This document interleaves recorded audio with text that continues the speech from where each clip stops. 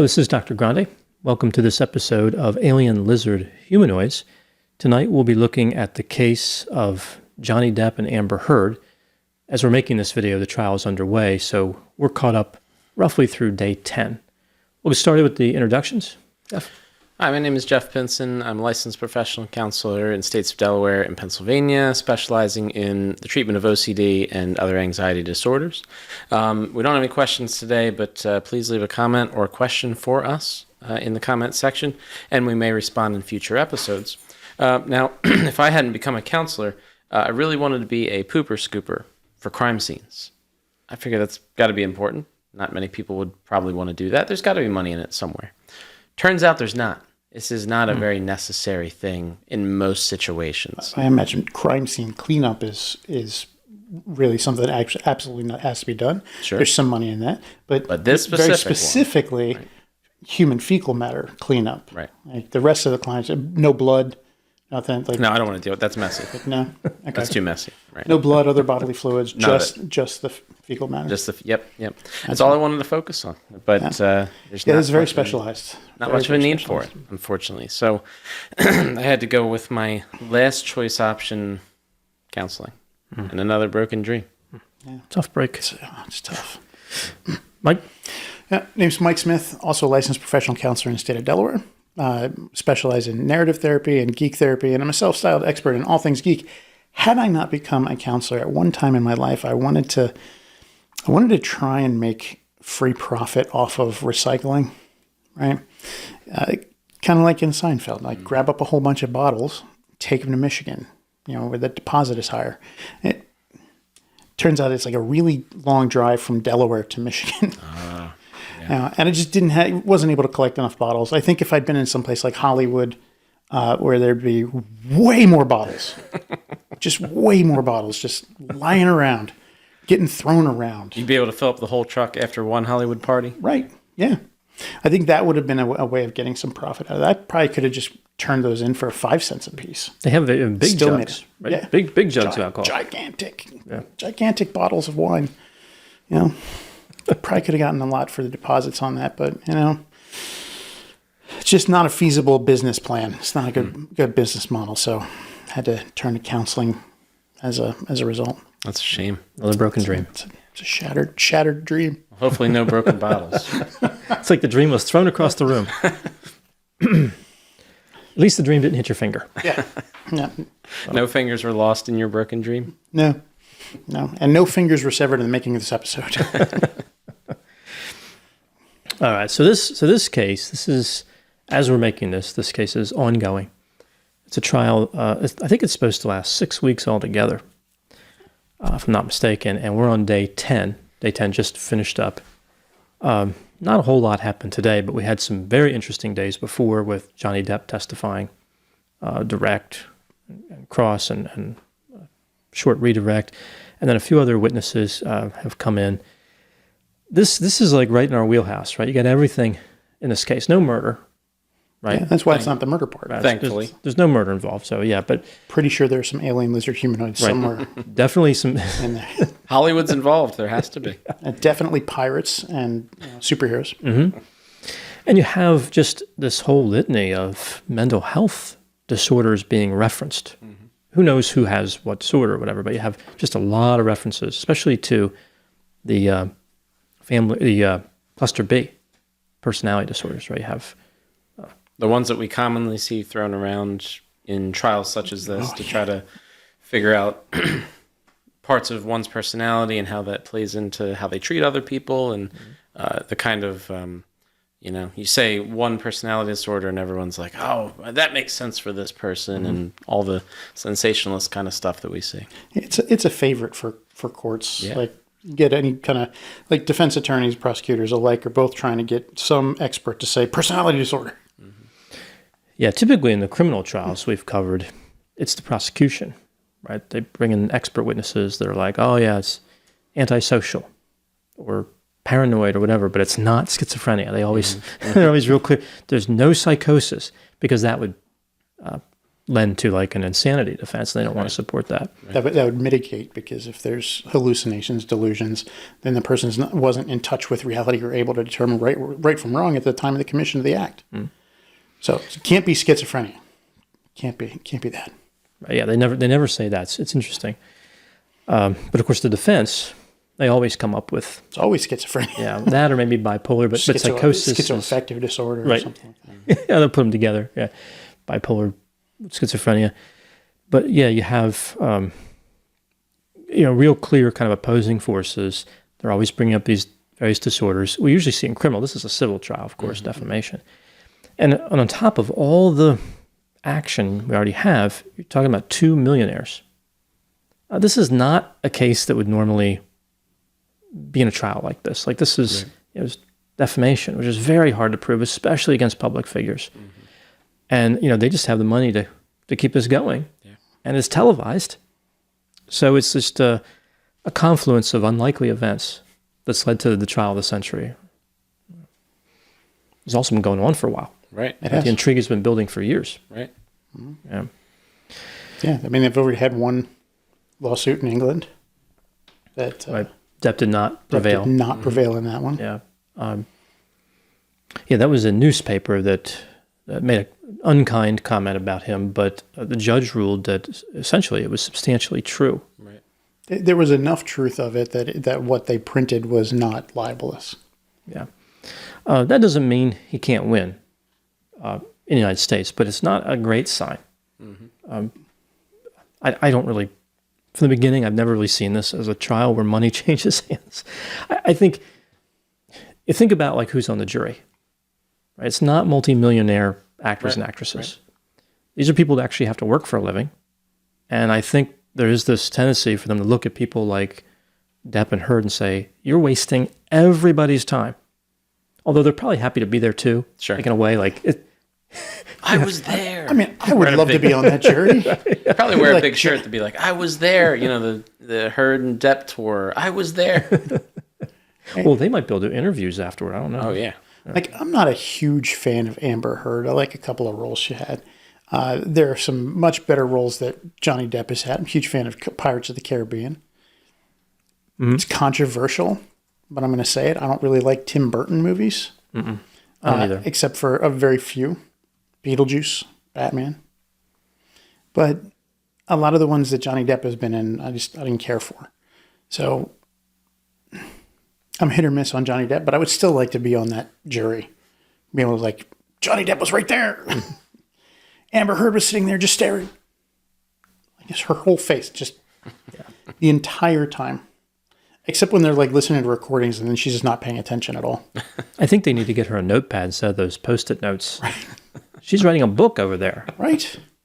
Maybe that's a new way to write a book, just with Post-it notes. And they're in the book. They take photocopies of it, or just the board. You could have filled up our whole board. Right. Maybe that's what she should. Our board is almost completely full of Post-it notes. They should have a board behind her. And every time they move to the next subject, she has to move them across, and she's connecting dots with yarn, and that would be perfect. I think she could learn a lot from us. Yeah, I noticed at one point they played one of the recordings while Johnny Depp was on the stand testifying, and like his face, like he closed his eyes and he was really paying attention. He was listening to what was happening, and Amber Heard was just like do, like writing notes, not paying a bit of attention to anything, and and it's like, wow, that's the difference between these two right now.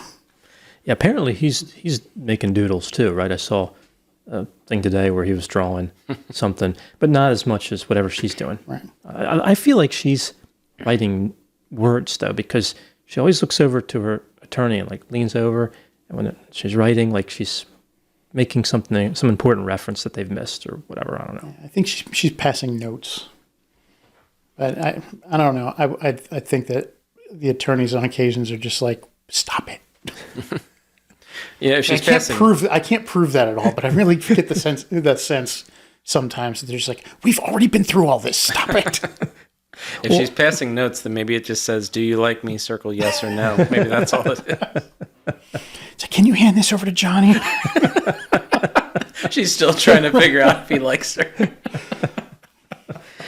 Well, the war of appearances matters in this, and I think time, like not on the stand, right? When they're watching, I think Depp wins there.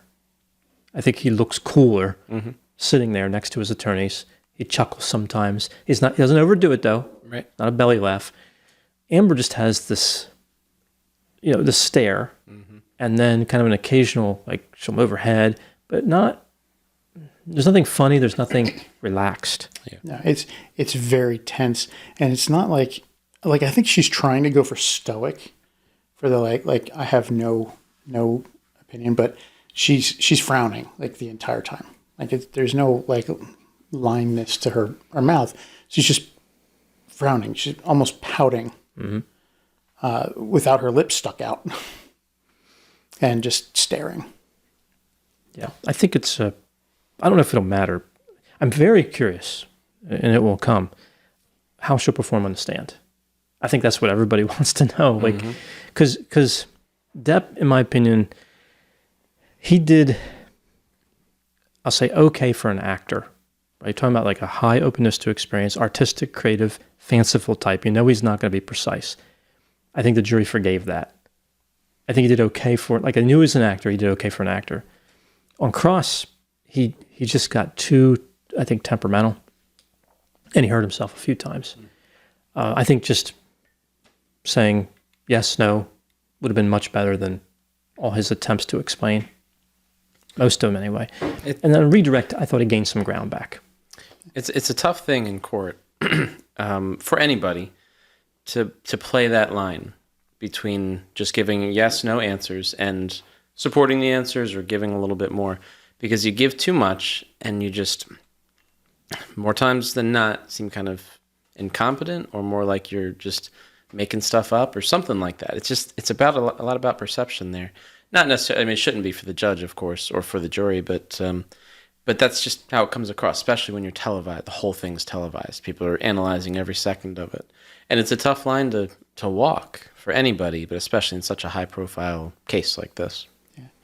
I think that Johnny Depp, there were a couple of funny moments. I did see an analysis of some of his testimony that brought up an interesting point. When you listen to some of the audio recordings of their conversations and arguments, it's almost like Amber cuts him off. Like he'll start to say something and she'll cut him off. Repeatedly. She'll talk over him and talk louder than him and just consistently do that. And it's almost like her defense team was doing the same thing. It's like their favorite term was objection, hearsay. It got to the point where Johnny Depp was just like, every time they would ask him a question, he'd stop and look at the defense team before he started talking, like waiting for that objection. And then he'd just be like, he said, objection. Yep. So it definitely came across like they were trying to not let him speak at all. Like they were trying to not let him get his story out and get his words heard. And I think that hurt the defense. Yeah, I also thought that I didn't think the cross-examination was that effective.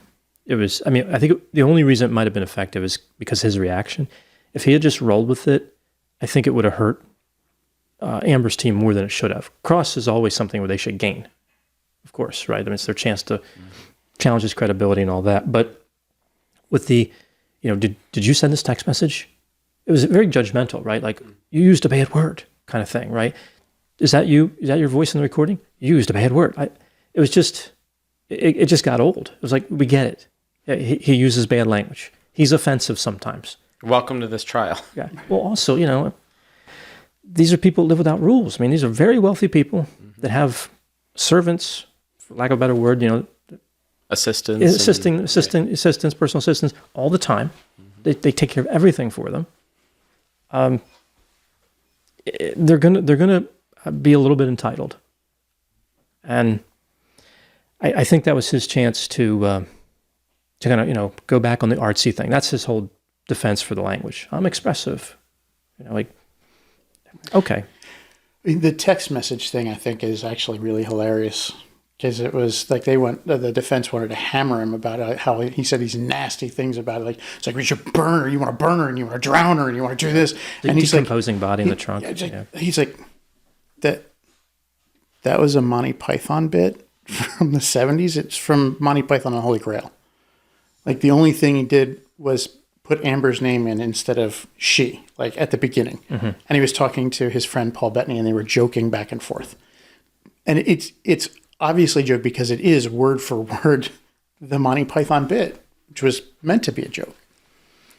In my experience with being in, it was family court trials or family court hearings, it's often the case somebody tries to bring in a cell phone and be like, I have evidence on here. I want to show you text messages that this person sent to me, and it'll prove my case, or it'll prove why they're a bad father or why they're a bad mother or whatever.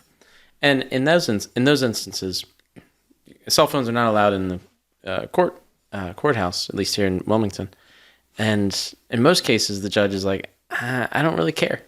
You know, like, I'm going to figure out what I need to figure out. And if we need that, we can get that to that. But by and large, I don't really want to hear your conversations that you've had between each other.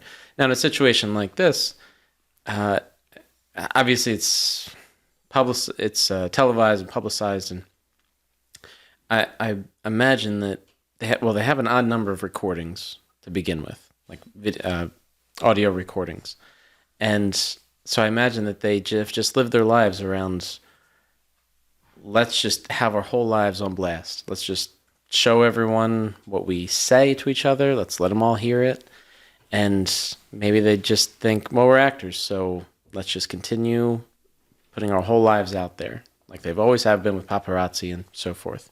And it's a strange thing because it's not how the rest of the world lives, you know, to have this kind of life, of course. But I just can't imagine why anyone would want to live a lifestyle like this. It's strange. I honestly, I think it's just that they're used to they're used to knowing that it's happening and being involved in it happening. Because the truth of the matter is, 90% of your day outside of your house is caught on video. Yeah. And if you have like Ring stuff inside your house, like 100% of your day, except for when you're in a bathroom, it's caught on video. And probably even that. And you know, you're recorded all the time, and like the private, we don't have actual privacy anymore. Like there's no such thing as privacy. If you've got cookies enabled on any website, your information is just out there, and it can be bought and sold by brokers. People like Amber Heard and Johnny Depp, they know that people are interested in watching them, so they might record. You know, when asked why he recorded the one conversation, he said, well, because I wanted her to hear it. I wanted her to hear her own words.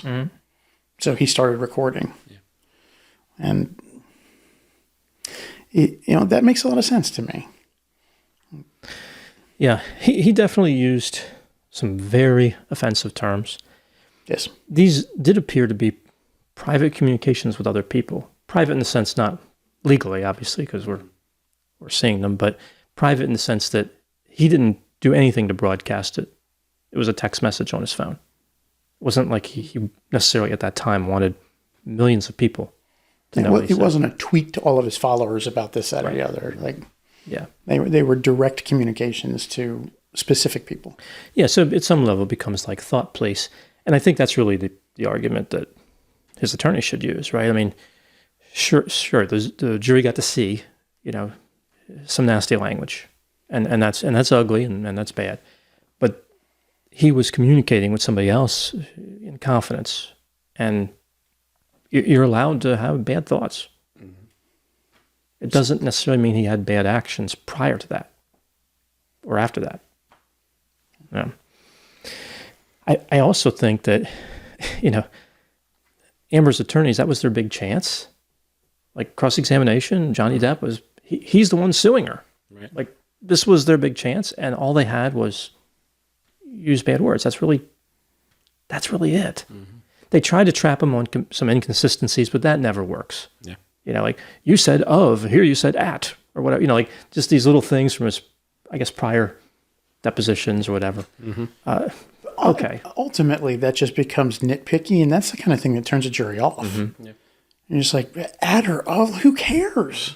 Well, I'm making that up, but like that's what it felt like. I know, but that's kind of the point. It's like, on this date you said this, and on this date you said, and like the one was about the article, like one of the articles that he was referencing, like Johnny Depp had read one that happened on like the 18th, and think about the 16th or the 19th or something like that, and like they were both, neither one of them was on the same page as the other, and the articles were different.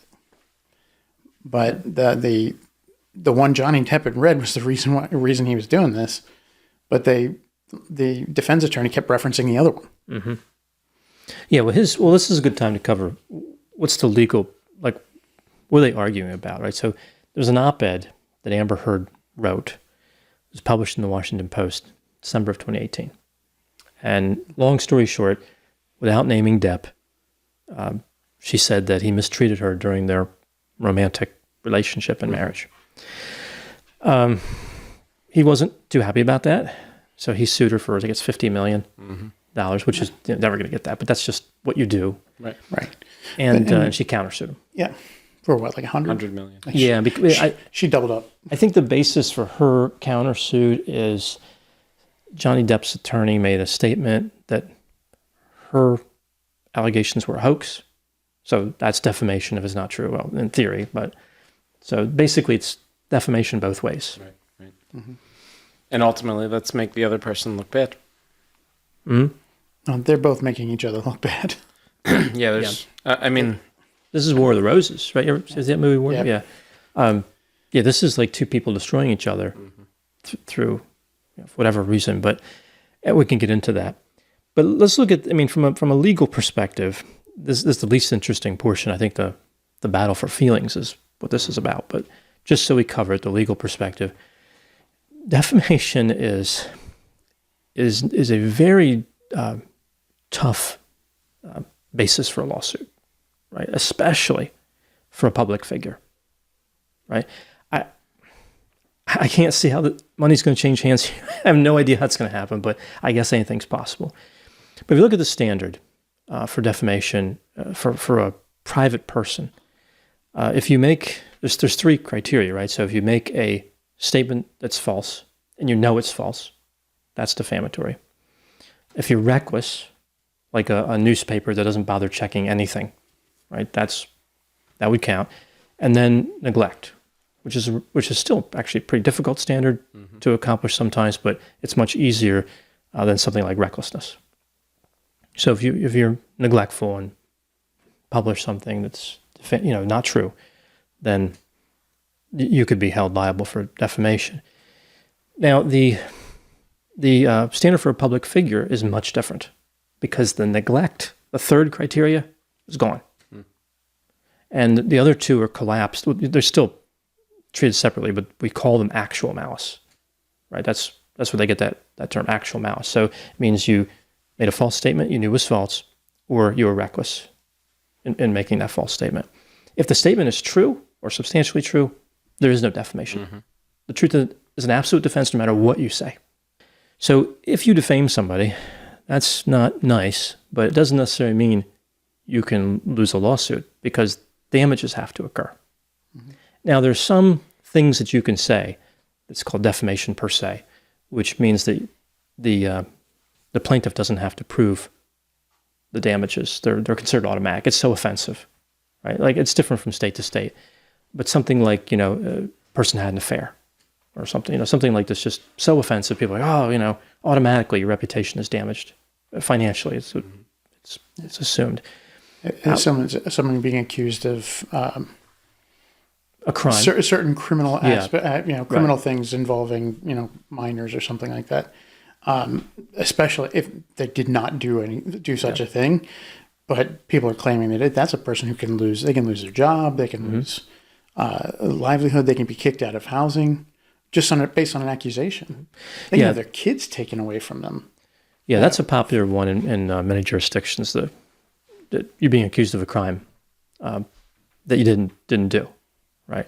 Although if an allegation is made by the government, that gets much trickier, right? So if somebody's accused of a crime, and you say, "Well, I think they did it," that's an opinion. If you say they definitely did it, then that could be defamation unless they've been convicted. The fact that the government's accusing them is pretty significant. Like that's where the reputational damage would. But you have to be careful, and also certain diseases. Like if you say somebody has a disease, like that could be defamation per se. But largely, like a social disease, as they used to call them. Yeah, but largely, you have to prove that there was some economic damage that can be tied to the statements. I don't know what Amber is saying in her countersuit, but Depp is saying he lost Pirates of the Caribbean.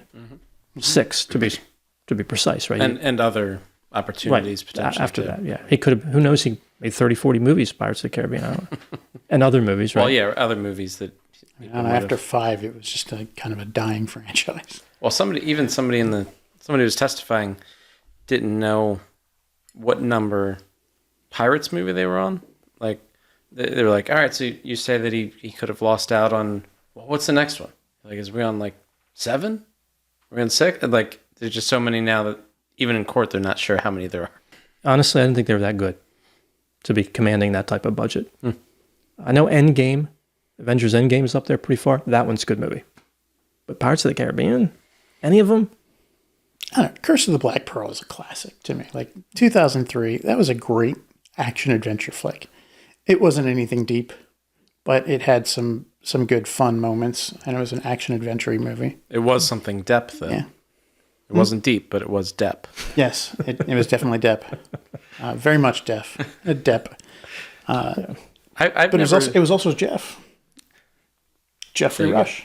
That's right. That's right. I have never seen any of the movies that Amber Heard has been in. Aquaman. You ever seen Aquaman? No. No, see, it lines up with the genres that I really don't have any interest in. So, I mean, I'll give it to you that Zombieland, I haven't seen it, not for any good reason. I just haven't. Did she have? I saw earlier today. I was looking up the movies. I saw Zombieland listed under her name, but I don't remember her being in that movie. I can tell you right now.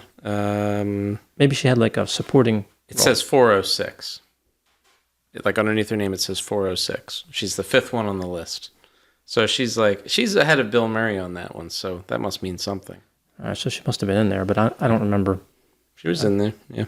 Either way, that's the only one that I have no excuse for. But the other ones, so I guess my point there is that, I mean, is she I guess she's a well-known actor. She's like one of the main people in Aquaman, I guess. But is she a well-known actor? Yeah, I think she has a primary role in she does. She plays Aquaman. Yeah, she plays Mira. Some type of superhero as well, right? She has super strength. Aquaman's love interest. Right. Yeah. And fellow... The Jason somebody? Jason Momoa. Right. Yeah. Mm-hmm. Yeah. Saw that movie a while back. But Jason Momoa, not S. Momoa. Oh, Momoa. Okay. Yeah, he was in Atlantis, Stargate Atlantis, I believe. Yeah. And Game of Thrones. That's right. In season 1. In season 1 and 2, I think. Okay. It's Khal Drogo. So spoiler alert. Spoiler alert. He doesn't make it. He doesn't make it past. That's a spoiler alert for the entirety of Game of Thrones. Is that person doesn't make it? Pretty much everybody. There's like 3 characters you can say they made it through, or 4. They can say they made it through the whole thing. Everyone else dies. If you haven't seen it, everyone else dies at certain points. So the fun of that series is, when is this one going to die? Yeah, and it's always like very shockingly quick, right? In Game of Thrones, like you're just starting to like a character. Oh, their head. Oh, there it goes. All right. Well, I guess they're not. It's like, wow, I really like that. Yeah. Jay. It was always when their acting and their role was getting interesting, when they got wiped out. Right. Well, that was kind of think like J.R.R. Martin's kind of like his signature, and what he wanted to impress upon people with Game of Thrones is that all of these epic hero movies where everybody, survives and wins and goes off living happily ever after, that's not realistic. So I'm going to make this, I'm going to make it where I subvert every single one of those tropes. And the problem is he just made a bleak world where everyone dies and nobody succeeds. He should have lifted his foot off the gas just a little. Just a little bit. You can still get that point across and still have some characters who people like and enjoy and make progress. Mm-hmm. But the ones who ended up making progress are the ones that people didn't care about. Yeah, they maybe should have considered. Well, they did resurrect a character from the dead, right? Mm-hmm. They went there, but maybe more of that. So mix it up a bit. I always wonder if Iron Man's coming back after Endgame, right? Because there was that noise at the end of the. Yeah, it's a comic book universe, so anything is possible. They can always bring people back, especially with the multiverse stuff. Right, well, that feels like cheating. But yeah, but there's like an infinite number of Tony Starks, and we can just bring one in. I mean, there are. You just bring one back. Maybe the next one should be, instead of Endgame, like Infinite Game. Like, we're just going to keep it going. Just going to keep all of this going. But now, it's based on comic book stuff. No character in comics ever stays dead. I think the longest one that stayed dead was Barry Allen, the Flash. Like, he was killed off in the early 80s and didn't get resurrected until, 2011 or something like that. Didn't Batman Robin get killed? Bunch of... one of the Robins was killed, and he came back. Okay, I'm glad to hear he's all right. Jason Todd was actually one of the most fun stories in comics. Was people hated his character so much. He was the one right after they had moved Dick Grayson off onto his own comic book and his own superhero title. So they came up with this character of Jason Todd to be the new Robin, and people hated him so much they wanted him to die. So DC was just like, okay, we'll do a contest. And they set up this whole storyline where he was in danger of being killed, and they put at the top of the comic 2 1-900 numbers. And he said, call in and whichever votes, call this line for kill him and call this line for save him, and whichever one gets the most votes is what's going to happen. And it was close. But the kill him off won, and so then the next issue they published, he was dead, and Batman had to deal with the fallout of that. Have you seen the new Batman movie? I have, actually.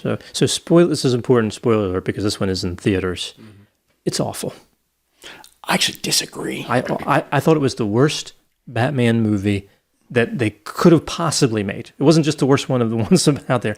I didn't like a second of it. I'm curious to see what you thought of it. Like, I see you like it. I disagree. I thought it was actually really well done because it captured the noir sense of what the character originally was. A detective. He was supposed to be Detective Batman. Like, they were kind of going with the world's greatest detective theme as opposed to the Dark Knight, who, using fear and things. There were things I hated about it at the beginning. Like, I didn't like the idea of Robert Pattinson playing Batman. No. What I did like, though, that they did in this movie that they didn't was none of the other ones was that 90% of that movie he had the cowl on. He wore that mask for most of that movie. Mm-hmm. There were only a few times when he took it off, and only one big long scene where he had it off. And the rest of the time he was in that mask. Like, most of the other actors who have played Batman, like, they spend 50, 60% of the movie no mask, no bat ears. Robert Pattinson was just like, no, put me in a suit. And he was in it. And I liked the noir feel of it. There were things I hated about it. Like I said, the footsteps. I hated the footsteps. Like, Batman, supposed to be this really quiet character, quiet moving. Every time he moved, thud, thud, thud. They used it to great effect at the beginning where he's, there's an intimidation factor to it. He's coming out of a dark hallway at a bunch of thugs. Right. That was really like, okay, that's great. But he's walking around a crime scene and just like thump, thump, thump around a crime scene. Like, this is Batman. He's not going to move that loudly. Like, he shouldn't be moving that loudly. Yeah. Mike, I heard something similar from a friend, and it should come as no surprise to anyone that I have not and probably will not see this movie.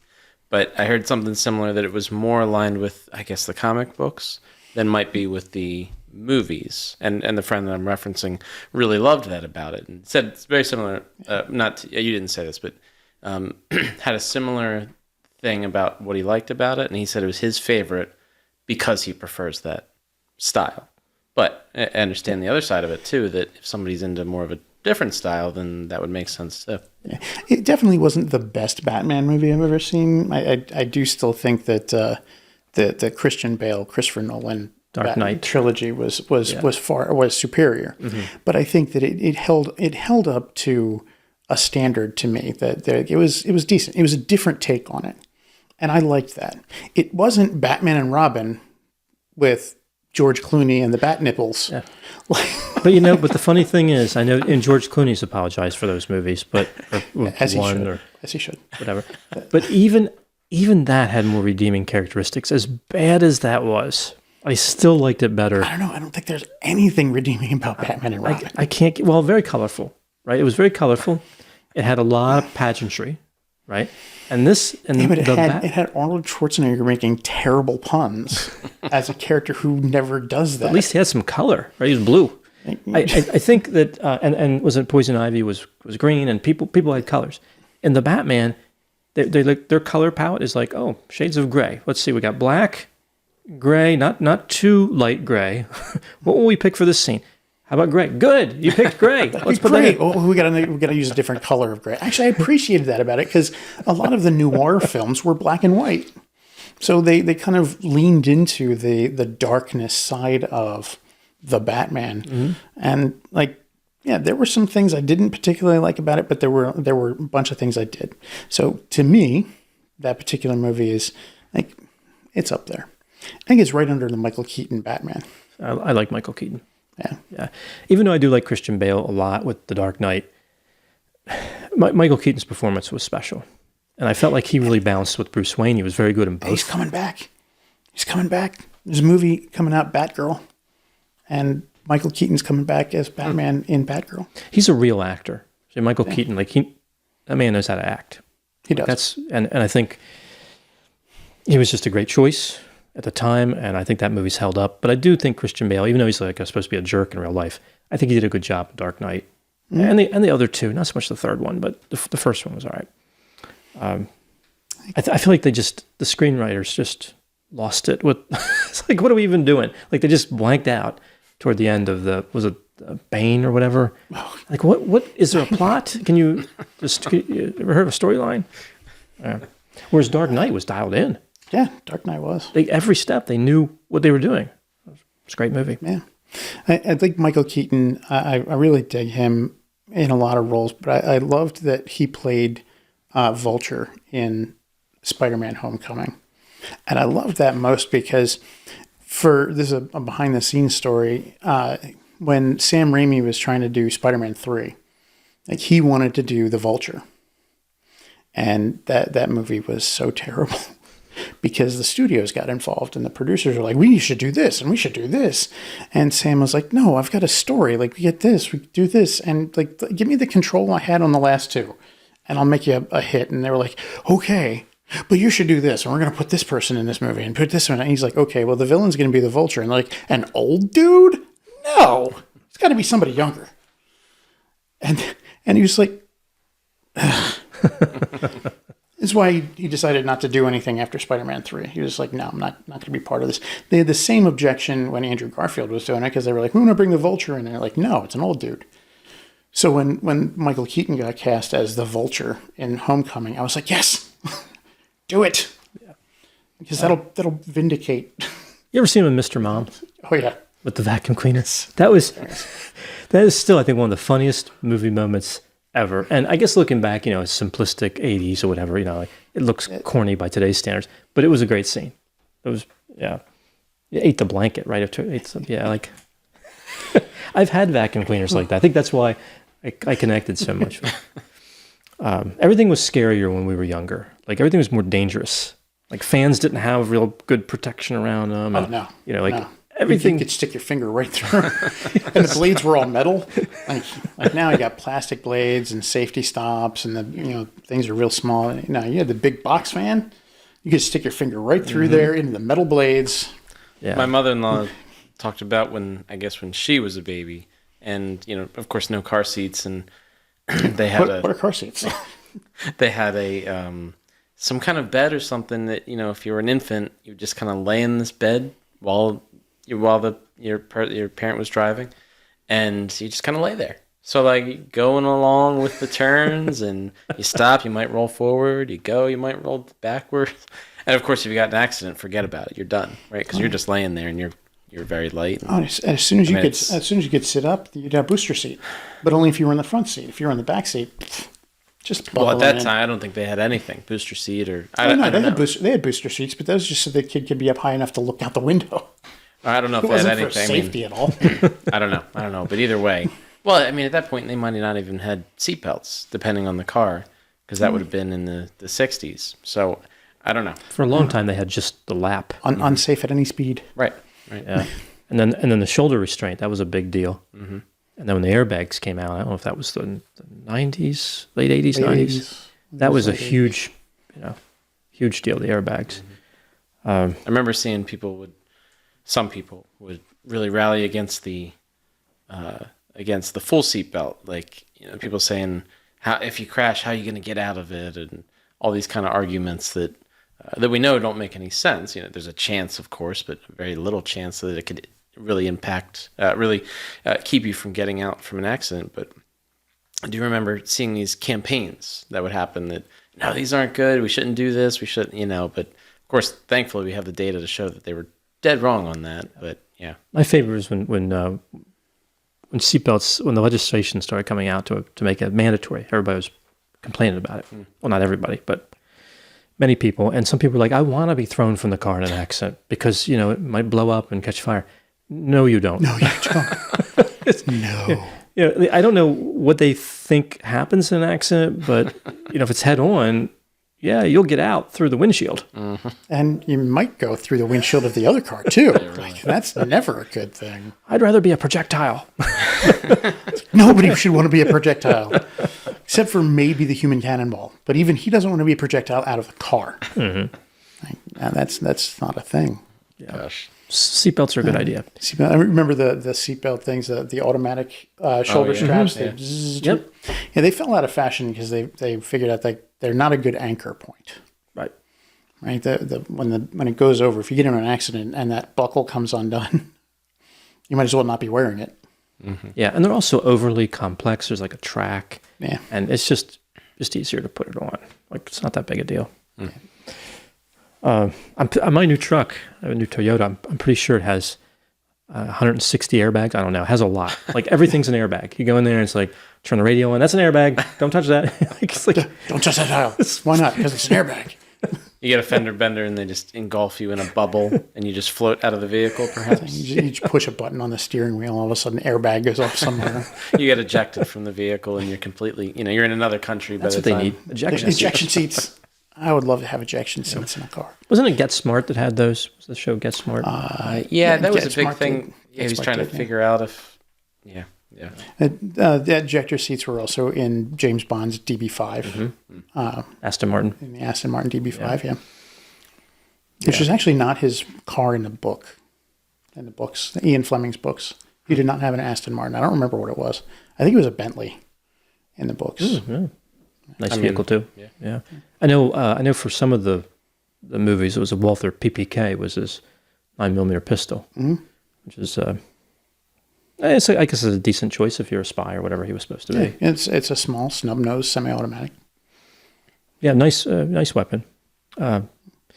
So, all right. So coming back from that tangent. Oh yeah, we were off on a tangent there. We went to many places. What's this video about? This is about Batman. It's about Batman, right? Yeah, yeah. That's what I was thinking. Yeah. So we're gonna get into some more of the Batman movies. So getting back to Batman. Just one little tangent on Batman. I had a client today. At the end of most of my sessions, I'll say, I'll see you, next week, same bat time, same bat channel. And this particular client was like, they're showing that on MeTV now. It's back on TV. I'm like, what, the old Adam West Batman show? Like, he's like, yeah. I'm like, I'm gonna have to watch that. It's so terrible. Yeah. By today's standards, yeah. It's terrible. Well, Yeah. by 60s standards, it was terrible. It was a comedy. Yeah. It was meant to be terrible. It had some redeeming qualities, but yeah, it's corny everything's corny by today's standards. This is age of cynicism, but I did like the graphics that came up when they hit each other. Pow. In case you didn't realize it, I guess it also made it easy in terms of the stunt planning, right? You could miss people by a mile because there's a big sticker. They really did. You just did this. We'll overlay that. Don't worry about getting close. Just gonna put a sticker on there anyway. All right. So Fortunately, none of that happens in the Batman. There's no big Biff Pow stickers. it would have been better. anything they changed would have made that movie better. That's not happy with that one. And there's a sequel. They're working on a sequel. And I hope they do a little bit better with it. I do. Like, there's a lot of stuff they can do in that particular Batman universe. But we know with these action movies, I complain about them, but I'll watch that one too. Mm-hmm. No matter how many they make, yeah. Here's my money. Just take it. I'll watch the next Fast and the Furious movie, even though the last one was terrible. Mm-hmm. Like, it was just like they don't even pretend that physics is a thing anymore. Like, they're just like, okay, here's a gigantic truck. It's going to flip over on its roof and then keep going at 70 miles an hour down a mountain. And somehow the good guys still win. And then Dom, like, he's going to get inside it and he's going to like hit the power brake and flip it back over. And he's going to land in another car. Right? Like, they actually really did that in the last one. Yeah. He's inside this thing, and he starts heading for the driver's seat. And I'm like, no way are they going to have him just like spin the wheel and pop the clutch or something and have it like right on its wheel. That is exactly what happened. And I was like, no. But you couldn't cover your eyes for long because you're like, what happens next? I was laughing through the entire thing. I was like, they're not even pretending anymore. Right. Like, hey, we threw a car from one skyscraper to another. We don't have to worry about physics anymore. They're still watching it. We can do anything. Right. That was one of the better scenes. It was in Dubai, I think, right? Yeah. Or supposed. I don't know where it was actually filmed. It was supposed to be in Dubai. Yeah. All right. So anyway, Johnny Depp was not in any of those movies. Right. Yeah. Johnny Depp. Edward Scissorhands. Yes. Jack Sparrow. Yes. But not Batman. Yeah. No, he wasn't. And Tim Burton did direct a couple of Batman movies, but Johnny Depp not in them. So as far as the defamation piece, right, we talked about, I think, I see this as an incredibly difficult case to win, especially considering how bad these people were to each other. That's been established. Like what you have on recordings. Right. Get away from the he said, she said, just what you hear on the recordings and the one video. With the mega pint, what was that supposed to be? Mega cup, mega glass, whatever. The ginormous wine bottle. The attorney actually called the glass he was pouring out like a mega something. I forget. It was like a jar with a stem on it. It was a big, yeah. And that was part of a story. Right? You don't know what else happened. But so just what's out there now, it really does seem like they were awful to each other. I don't see the defamation thing.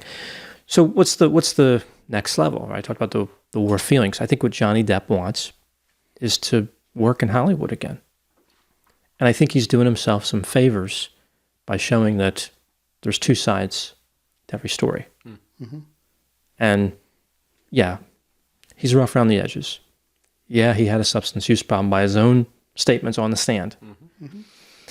But I think he comes off likable, a little, I should say thoughtful. Like he speaks slowly, but you could say that's thoughtful. Mm-hmm. Like he thinks through his words. He's expressive. He's artistic. He's creative. He's also had a substance use problem for a very long time. I think that could slow some of that down, yeah. But you could, these artistic types, he's not that far deviated from what you'd expect. So I think he's done himself a favor with that part. I think you're right with the showing that there's another side to the story. As I think where the defamation comes in is he was, blacklisted in Hollywood. He's not going to get any work because there's this perception of him as being an abuser. Like he's the guy who beat up Amber Heard. So like he's the big bad guy. Mm-hmm. But by showing that, no, that gets a lot more complicated. It was a big toxic relationship, and she was an aggressor often. And she did some of these really bad things to me. And the big tagline was that I'm an abuse victim. Right. When he said, I'm a victim of domestic abuse, he agreed with that statement. Mm-hmm. Like that's what did him a lot of big favors, because that shows that, yeah, because he kind of is. And it's not even kind of, he is. Mm-hmm. That was the end of his redirect, I believe, right? You got that great, like "Yes, I Am" or something. Was that? It was in that recording, right? Mm-hmm. Yeah, and I think what to me, one of the most explosive moments was right before that, where I think, I'm paraphrasing here, but Amber essentially said, you're a man, and no one's going to believe you. We're a victim. What an odd thing to say if you're not hurting somebody. Yeah. Why would that even occur? Like, why would you even, is that like a statement you just make randomly? There were, in those recordings, there's a lot of statements that I would classify as gaslighting. A lot of them from Amber Heard. Not so many from Johnny Depp. He seems more like, can we calm down? Yeah. But there was a lot of like gaslighting terms. Like he said at one piece, he's like, I'm trying to, like, how many bedrooms and bathrooms did I go to try and get away from you? Right. In one of the recordings, and she's like, 5. You went to 5. And he's like, yeah, I was trying to get out of that. I didn't want to have this fight. I didn't want to have, and she's like, well, you were just running away. It's your fault that I had to chase you down. Kind of a thing. Like, she put all of the onus on him. And then like the whole, what was it, one of the other ones? Oh, the I didn't punch you, I hit you. Wasn't punching you, I was hitting you. I wasn't punching you, I hit you. It wasn't closed fist. You're a baby. You're a baby. Yeah, right. That was bad too. And he's like, don't tell me what it's like to get punched. Like, he's like, oh, that's right. You're a man. You've been in a lot of fight, or whatever she said after that. Yeah. But there was definitely a lot of that kind of language of the, oh, this is your fault, kind of like, you made me do this, kind of language from Amber Heard's side in some of those recordings, which I think is what wins him some points. Yeah, I mean, could this, what we've seen so far, establish a pattern? Could a reasonable juror believe that, I mean, again, you're trying to prove an absence of something, it's a little weird, but could a reasonable juror believe that Amber was the aggressor pretty much in the relationship, and that Johnny Depp didn't respond great all the time, but he was the victim? He did the best he could for somebody who was on substances and probably not expecting her behavior, at least initially. And if that's the case, is what Amber said defamatory? I mean, I think you could, again, I don't see it as money changing hands, but you could get close to where, okay, like maybe he was the victim and she shouldn't have said that she was the victim. Right. Because then it speaks to that falsehood. It speaks to the, did you actually... And she would have known it was false. Right? So it's not even reckless. It's, she said it and she knew it was false. Yeah. I mean, that's what Johnny Depp's going for. When we get into some more of the mental health side of things, stuff like borderline personality disorder, does it matter whether she knew it was false or not? Like, she was always going to say she was the victim because that's what gets her the most attention. Yeah, the combination of borderline histrionic. Yeah, if that's the case, and we're only speculating. We can talk about that. I mean, there's been a diagnosis. Yeah, there's diagnosis, but none of us have sat down and talked to her. Yeah, I don't know if the diagnosis is right. Right. But I do know it was testified to, and we could certainly discuss that effect. But yeah, I mean, so I think I don't see where Amber's got a case. I see where Johnny has the potential for one. Although I still think defamation trials, it's a tough claim to win, right? I think that honestly, he doesn't care whether it gets the $50 million or not. It's really just his chance to get out there and get his story out to the public, to get it out to Hollywood, to let them know, like, hey, I am a victim here. Well, that will make him more money than he's ever going to make in a trial. That's for sure. Like, this jury is not going to pick one of their pockets and hand a big wad of cash to the person, but a studio could give him a wad of cash. And I think he needs to. I think that's what he should have remembered under cross-examination. This idea has, of course, come up, I don't know, maybe in the last 20, 25 years, maybe, of that men can be victims too, right? And I don't know that it was expressly, that nobody would listen to men prior to that, but it's definitely more of a movement that men can be victims in violent incidences and domestic incidences as well. And it's the kind of thing, I think, more often than not, when people who feel like they're kind of on the fringe of society, like men in particular, are like, hey, we got to stick up for men because they can be victims too. And everybody deserves respect and to be heard and believed and everything. But But it's also true that women are more often the victims. And so I think for a lot of people, they're like, yeah, men can be victims too. You're absolutely right. And so for some people, they're like, yeah, but we really got to focus on the men. And that happens, and it happens to women as well. And, we've got to believe both sides. We got to understand that this could happen to both sides. And so I think I've seen quite a few podcasts and videos and things come out because of this, that we got to focus on men's rights. And at a certain extent, and I'm sure this is a controversial thing, but at a certain extent, it kind of feels like you're saying, yeah, but all lives matter, is a similar kind of argument. It's a similar thing. Yeah, I think like there's a difference between men's rights activists and people who advocate for male victims. Yeah. Like male victims are a thing. There is a big stigma about coming forward about it. We at this point we'll never know how many male victims of abuse or assaults of sexual nature occur, because it's difficult enough for women to come forward about that kind of thing, and the stigma against men. You're supposed to be, as a man, you're supposed to be able to handle yourself, masculine enough, macho enough. You're supposed to be able to take care of yourself, but that's not always the case. And emotional abuse doesn't matter how big a person you are, how strong a person you are physically. You can be emotionally abused and beaten down verbally and mentally to the point where you just can't handle it anymore. And that happens quite frequently, but men don't come forward for us. I understand advocating for real male victims and advocating for more resources to come out and help advocate for that, but that is very different from the quote unquote men's rights activists who it's just anti-feminism. I think some of the men's rights people, it's very much the financial disparities that occur in court, right, which I think are moving into the past, but not long ago. But they would favor the mother. It was the father. It was bad. Yeah. Like in the 80s and the 90s, it was out of control. The presumption was, if you're a man, you're going to lose the kids and pay child support and alimony. Like that was the default position of the courts. Statistically speaking, in Delaware, at least in the late 90s and early 2000s, that was the case. There were 92% chance that the male in this situation would lose custody and end up paying alimony. Yeah. Now that actually is it's like a 50-50 shot nowadays. Yeah. In Delaware anyway. There's a little gremlin in those statistics though, which is many men did not want to win. Mm-hmm. But even if you factor that out, it was still lopsided. Right. Yeah.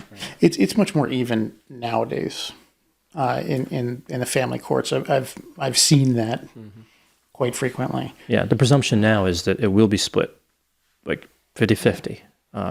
The family courts, actually, their whole goal at this point in Delaware, at least, is their mission statement is bring the family together. Mm-hmm. Yeah.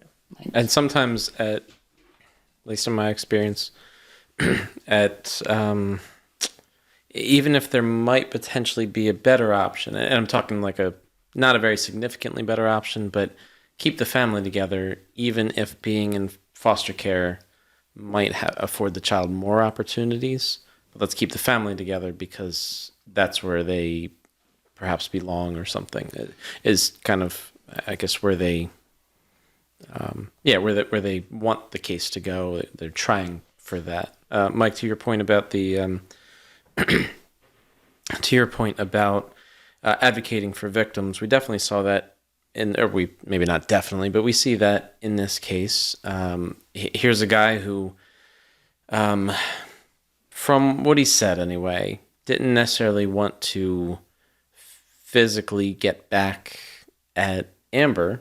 When you think of that idea of men should be masculine enough to stand up for themselves, not many men want to hit women, and for good reason, of course. So you think of that masculinity argument. Well, it doesn't really play out in an emotional abuse situation because they're not going to go hit them. They didn't get hit. They're not physically defending themselves. So they might be stuck in this pattern of, I'm just trying to stand up for myself. emotionally. And I feel like I can't. I feel like I can't find my voice. They said that a few times in this trial. And when you feel like you can't find your voice, you feel stuck and you feel like I'm isolated, and you may feel like you have no way to get out of this relationship or improve this relationship. So you're fighting this never-ending battle that is not going to end well and is not currently going well. And there's not a whole lot you can do about that. You should probably leave in many situations, but sometimes it's just not that easy. The isolation is one of those, parts of the abuse cycle. Mm-hmm. Like after the honeymoon period, there's the beginnings of the isolation period. And once the person is isolated from friends, family, right, other loved ones, I've got you right where they want. It's like if the abuser has them right where they want them. Mm-hmm. And often there's a lot of gaslighting going on, and they're making the victim feel like it's their fault that things are happening. And like that can actually be really impactful on men when the point of view of the men is like, I should be able to protect myself from all of this, but it's my fault, I guess. And now they feel like they're maybe not good enough, not manly enough, not whatever enough. Which we actually see in this case with some of the text messages where Johnny Depp is calling himself a monster. Like he's been conditioned, I guess, to see that by society and in part by Amber. Well, it does sound like she took his significant drug use problem and really put him down for it. I think it is important to acknowledge, though, it was significant. Like he was out of control with that, and that needed to be addressed. But he did eventually address it. But there was no reason she needed to pile on and say, you're extra bad.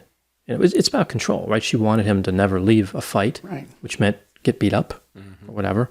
I think that there was one recording where she didn't really come off too well in the recordings. I think she came off worse most of the time. And it wasn't necessarily, it was partially for the content, the words she said, but it was also the way she delivered them.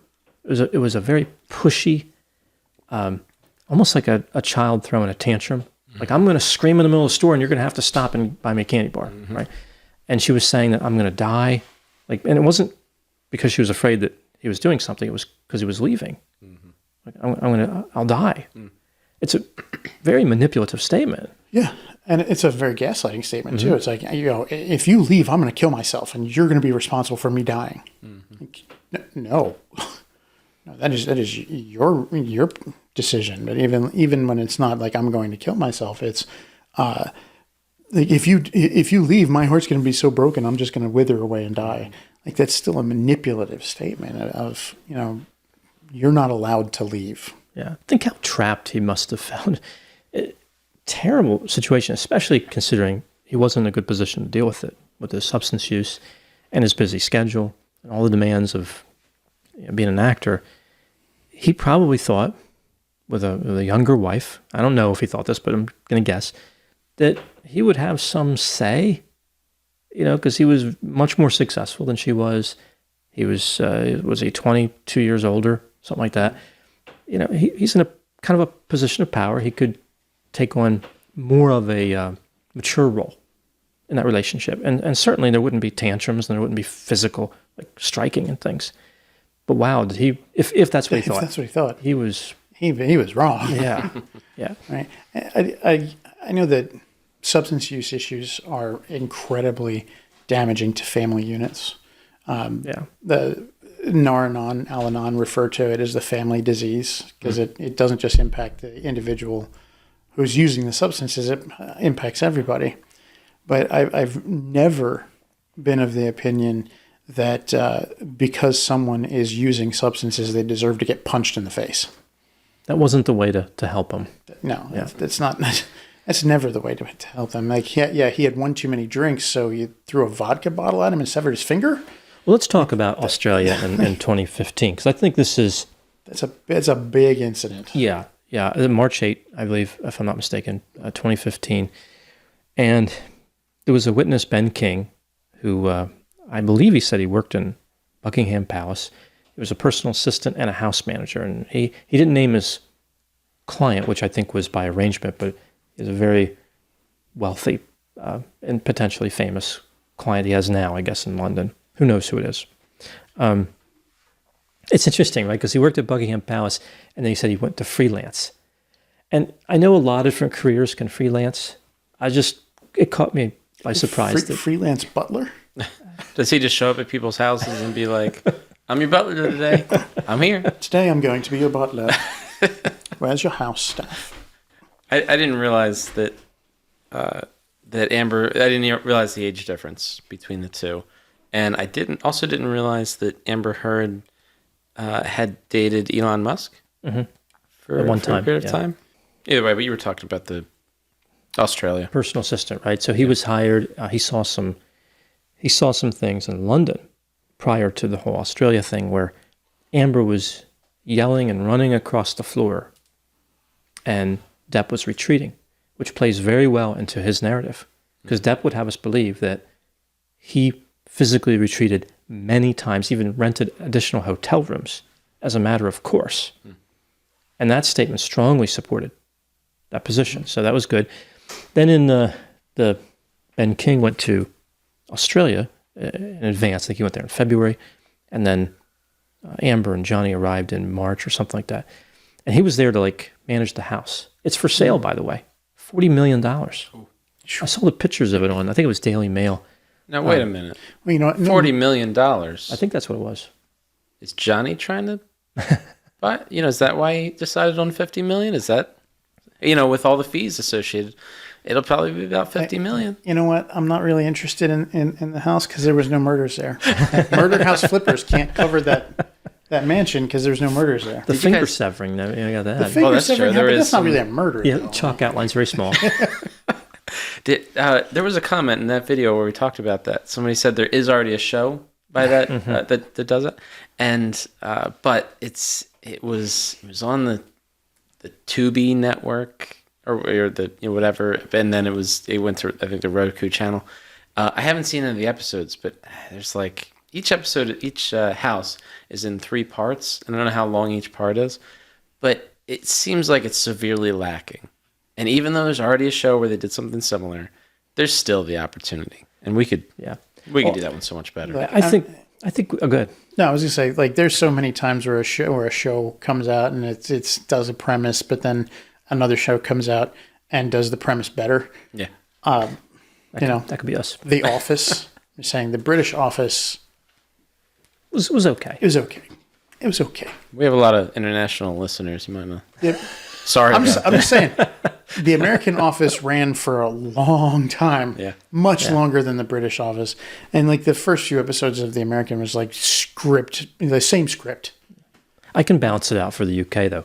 Top Gear much better. Oh yeah, UK much better in UK. Not even in the same galaxy. They tried to recreate some of those episodes in America. Just didn't. No, did not at all. Not I'm even talking a little. the Batman bad. Batman and Robin bad. It's almost that bad. There were no bat nipples though. So we see that this Australia trip was for Pirates of the Caribbean 5, and Disney's, as I understand it, production company, which I guess they probably have a bunch of corporations, whatever, was paying Ben King.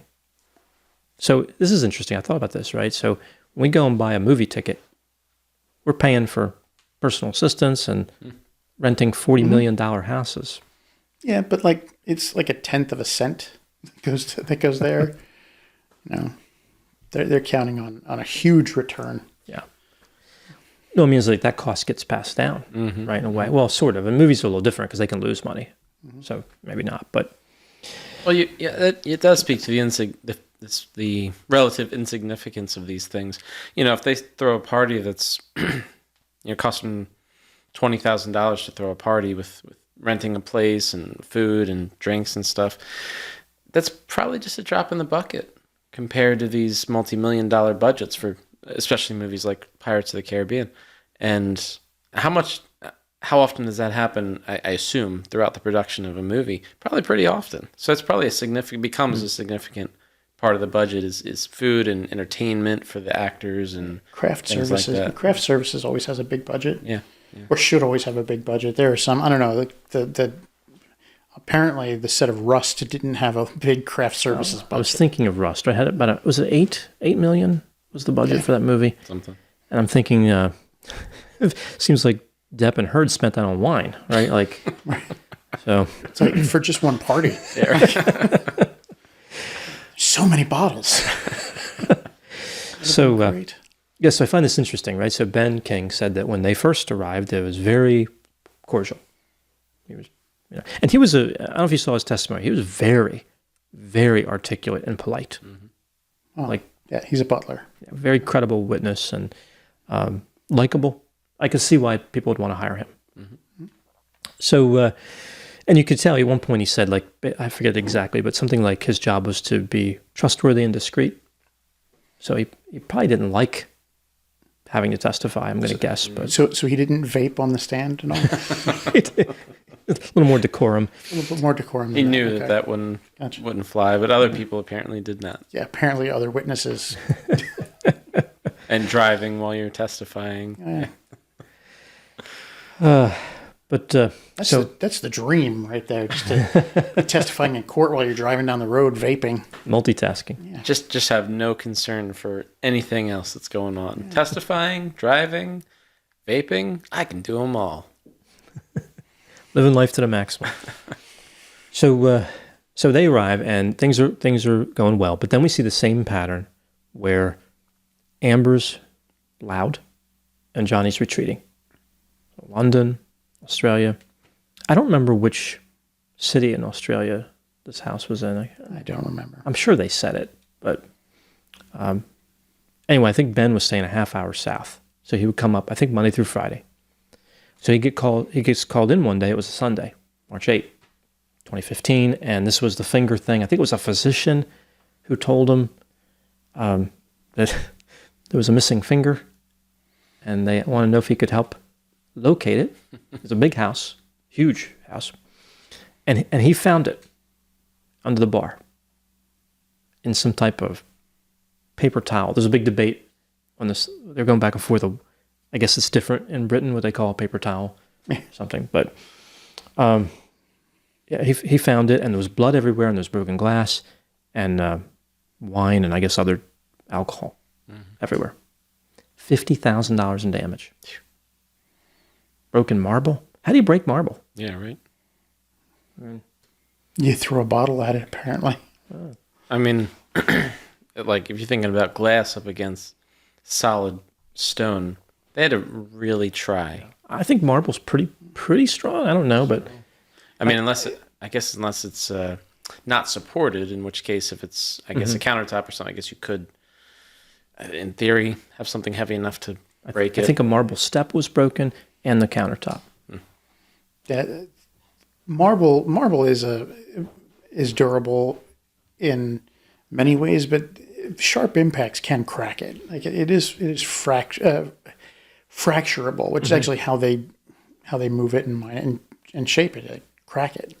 So like a bottle that strikes at the right angle, like glass bottles, actually, like we see in the movies all the time, like you tap a glass bottle and it's in pieces.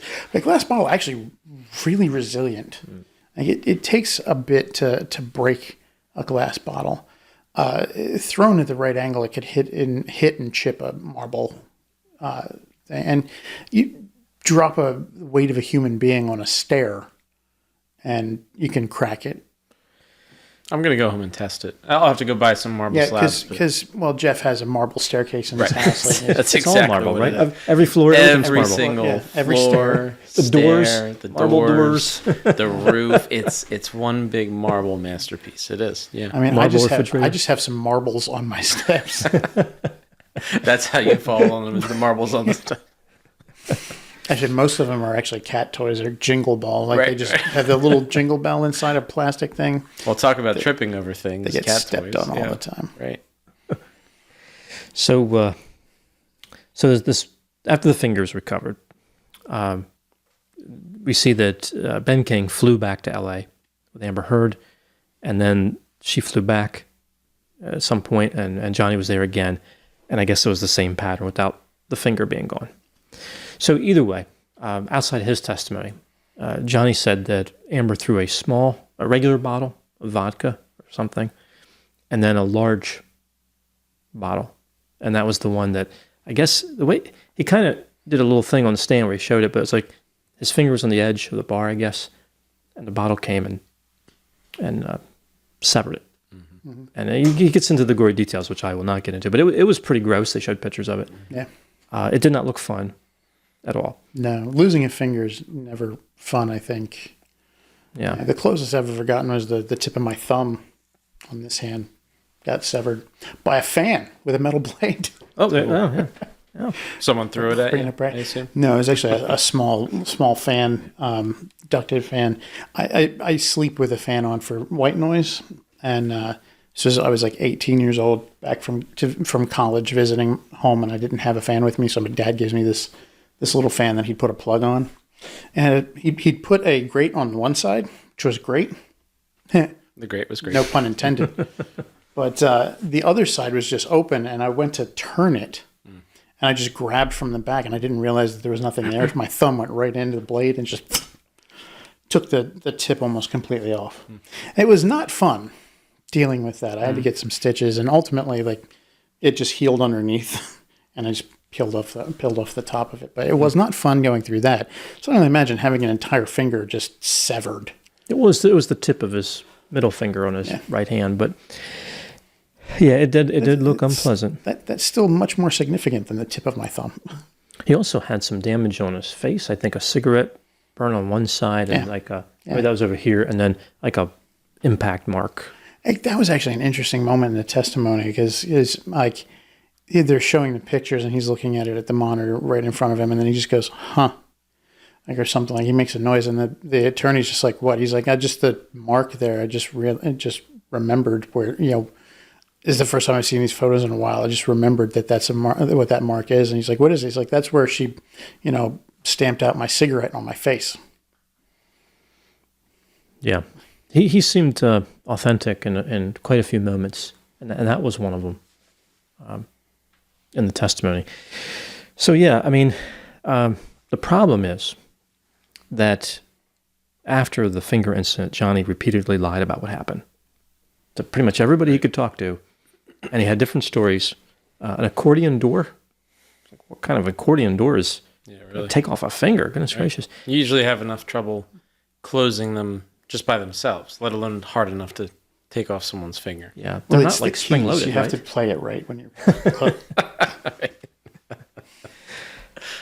doors are typically pretty safe as far as fingers being removed. But and then I think another point, he told somebody that he cut it off or something. I forget his other mechanism, but he was trying to protect Amber. Right.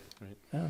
That's believable based on what else we know. Like it also very much fits into the abuse pattern and cycle that we see in I don't want to say a typical case, but very often we see victims who are beaten, abused, battered. They go to a hospital, and the nurses and doctors look at it and go, "This is clearly abuse.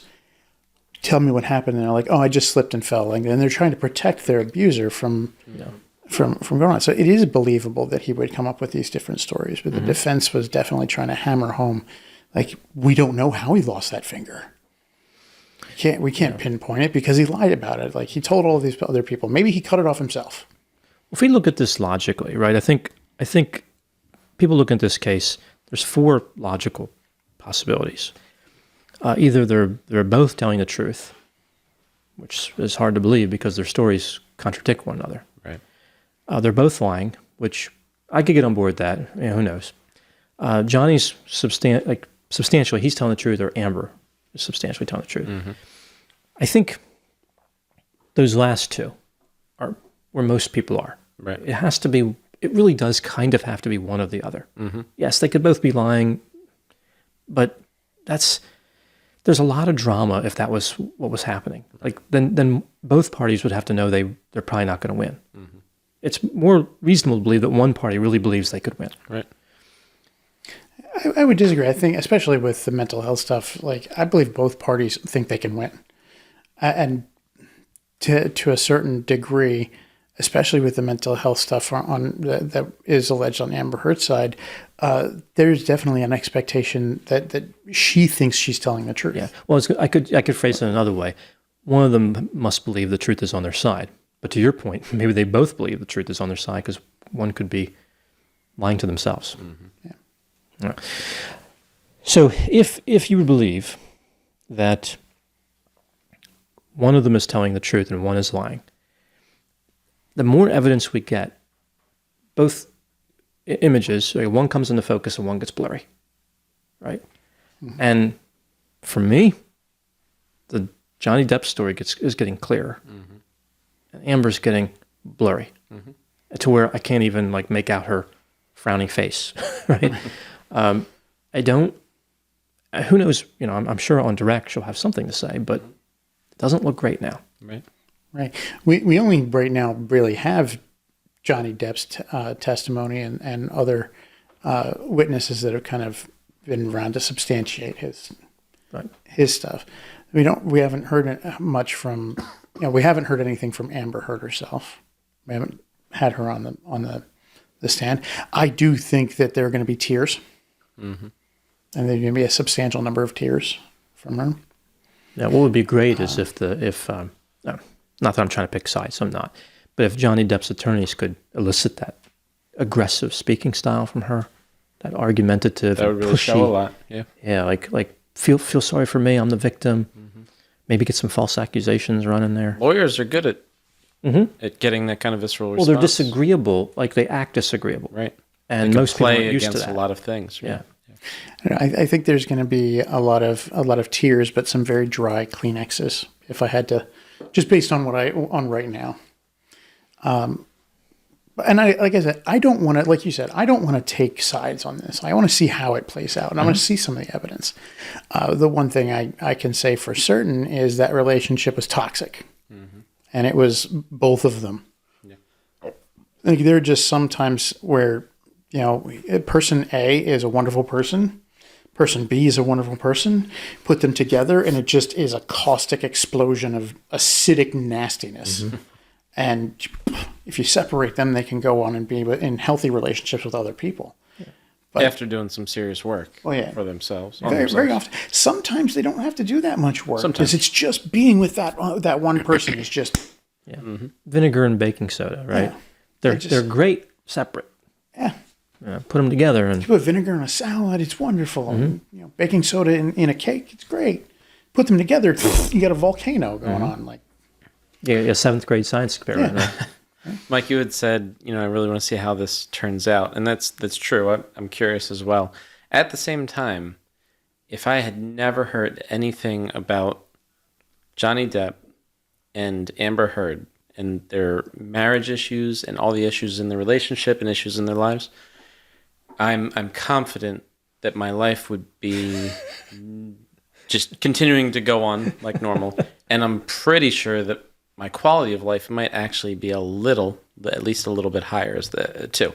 And of course, it's a lot of people like to focus on these high profile people, actors, actresses, politicians, famous people, musicians, whatever, because their lives are so much different than that of the normal people, right? So much money's involved, so much partying, so much everything's involved.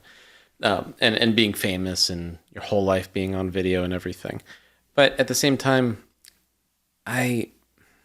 if this was not the case, that nobody knew about the lives of celebrities, I wonder how much better off the world might be, because it's not so much about, they're famous and we're not. It's us and them and all these kind of dynamics, or something like that. I feel like my life would be, I'd be okay with it, is what I'm saying. I kind of think that there's literally never been a time in history where people weren't interested in the lives of other people who were more successful than them. You're right. It's just that there's a lot more visible access now. Oh, yeah. But, you can still look back at newspapers from the early 1800s, and they're going gossiping about, so-and-so and so-and-so and this stuff. Like, and you can even go back to some writings and diaries from the 15th century and find the same thing in such and such a town. You could do, yeah. I mean, you could go back. The old poem, "For Whom the Bell Tolls," is actually completely about that. It's about like not gossiping amongst other people and trying to be part of society instead of watching it, because you are part of it. Mm-hmm. But so even then, people were gossiping about the celebs. People got to have something to talk about. Yeah. Gotta talk about it. I think this case shows how. I think what Johnny Depp's teaching us and Amber Heard's teaching us, one lesson, is really how miserable and shallow their lives were. How all that money, and it was a lot. Mm-hmm. Let's not underestimate how much money there was. Yeah, even for Amber Heard, who's not that successful, she's still a multimillionaire. Johnny Depp was outrageously successful. Yeah, the 5 Pirates of the Caribbean movies. Was he, at one point in the Hundreds testimony, of millions of dollars. was he losing track of how many penthouses he had or something? He was like, oh, we went to the, I don't This remember was which penthouse. This Which was Penthouse 3. There's Penthouse 1 and Penthouse 2. Oh, that was the penthouse. Penthouse and such and 3. such. He had to clarify. Yeah. Yeah. Oh, yeah, he was clarifying the address. Penthouse 3. That was on blah, blah, blah, blah, and blah, Right. blah. Like, how many, like... When you can't remember how many penthouses you have, where they are, that's, you have a lot of money. And I think that people look at celebrities and think, well, they haven't made. Like, he's a real A-lister. Mm-hmm. I don't know if I would call Amber Heard an A-lister, but she's popular, I guess. She's working on it. Yeah, I think someday probably. But he was definitely successful. And you think, oh, they have everything. It's the dream life. And then you hear stories where he's talking about withdrawing from prescription opioids, whatever he was on. It did sound fun. Now, it is worth noting he had probably the best medical care, and he had a detox. With that much money, yeah. Yeah. To the point of Amber working on it, maybe getting there in a couple of years, being an A-list actress. We've talked about if Johnny Depp can recover from this. Can he return to Hollywood and kind of reclaim his name? Can Amber do that? I mean, is there a name to reclaim, or can she do that? Can she climb the ladder in acting to get bigger roles after this? I don't think so. I think that one result of this is, like, even if you don't sympathize with Depp, Amber got dragged down in the mud with him. Mm-hmm. I agree with that. Like, it does depend on how the rest of the trial goes, right, and what evidence comes up from Amber's defense. But at this point, looking at what's been presented so far, she's done. I think because, like, the way she spoke on those recordings, just those recordings alone were enough for people to really go, ooh. Yeah. And her secret recording of him, even though he was doing bad things, it makes her seem sneaky. Right. Mm-hmm.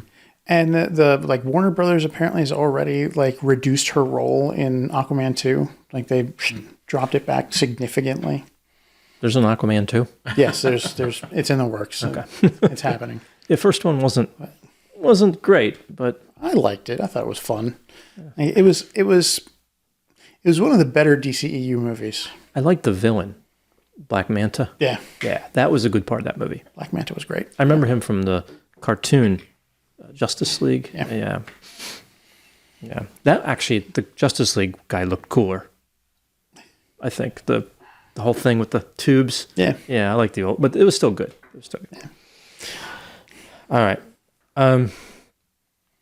So let's move to the last point here. I want to talk about the testimony of the mental health therapist. Mm-hmm. I think she was a forensic psychologist, a PsyD. And she, Dr. Curry was her name, Shannon Curry. She seemed very articulate, very put together, like she was there to fulfill a purpose. It's not her first rodeo in a courtroom. No, apparently, according to one of the statements she made on the stand, she'd been doing this for 15 years. And it shows. It shows that she's been in a courtroom doing that for a while. Yeah. I would say reasonably well prepared, although I did feel like she referred to her report a lot. I think she should have reviewed her own report before getting on the stand, but she definitely referred to it, and there was a lot of attempts especially initially, to undermine her credibility, and some just really poor attempts. The dinner, the whole dinner thing. Yeah, they the on cross. She was the Amber's attorney was trying to say like before you were hired as an expert, you went to Johnny Depp's house, right? For dinner. And right. She's like, I went for an interview with the legal team, and yes, it was at his house, and he was there, and they served dinner, but it was the interview for doing this. She's like, well, was Mr. Depp was present? Like, yes. Like, this is a big shocking thing. Like, a person involved in a lawsuit has nothing to do with their attorneys or the experts that they hire. They just like, here, you do everything. I don't want to be a part of anything. He has a right to be part of his case. Mm-hmm. Yeah. But yeah, she just kept nailing and hammering on that, kind of trying to hammer on that point. And she's at one point asked about borderline personality disorder, and then I think it was a slip of the tongue, but it kept getting repeated. Where she went to bipolar disorder. I think both Amber's attorney and Shannon Curry made that mistake, where they referred to bipolar when they meant borderline. Yeah, I think that happened. Because it was always they kept going on about borderline, and then it was like, on this page, have you ever testified about bipolar disorder? And I was like, wait, when did it become bipolar? Yeah, they can get confused, but that was I mean, in that context, they throw them around so freely anyway that bipolar and borderline might as well be the same thing, because it probably, in the eyes of many people in the court, doesn't really matter as long as you're throwing out some kind of diagnosis and lawyers can use it against someone and to gain credibility somewhere. I'll confuse them when somebody's throwing out the acronyms like BPD. Which is it? Bipolar disorder or borderline personality disorder? Like, I'm not sure which one you're referring to. Please spell it out for me beforehand. I think that Dr. Curry did a good job for Depp, but I don't think that his attorney asked her the questions at the right intervals, and then she kind of ran off by herself a few times, and that wasn't his plan. He should have interrupted a little quicker, I think, and just kind of compartmentalize that testimony to different, like, distinct ideas instead of like kind of, not, I won't say rambling, but she kind of rambled a bit on describing like the disorders and how it tied to Amber, to where you're like, I don't remember what the question was. I do have to say, my favorite moment from the cross, though, was when the attorney asked her, is like, you do realize that if your findings hadn't been favorable to Mr. Depp, you wouldn't be here today. And the Depp's attorney goes, objection, calls for speculation.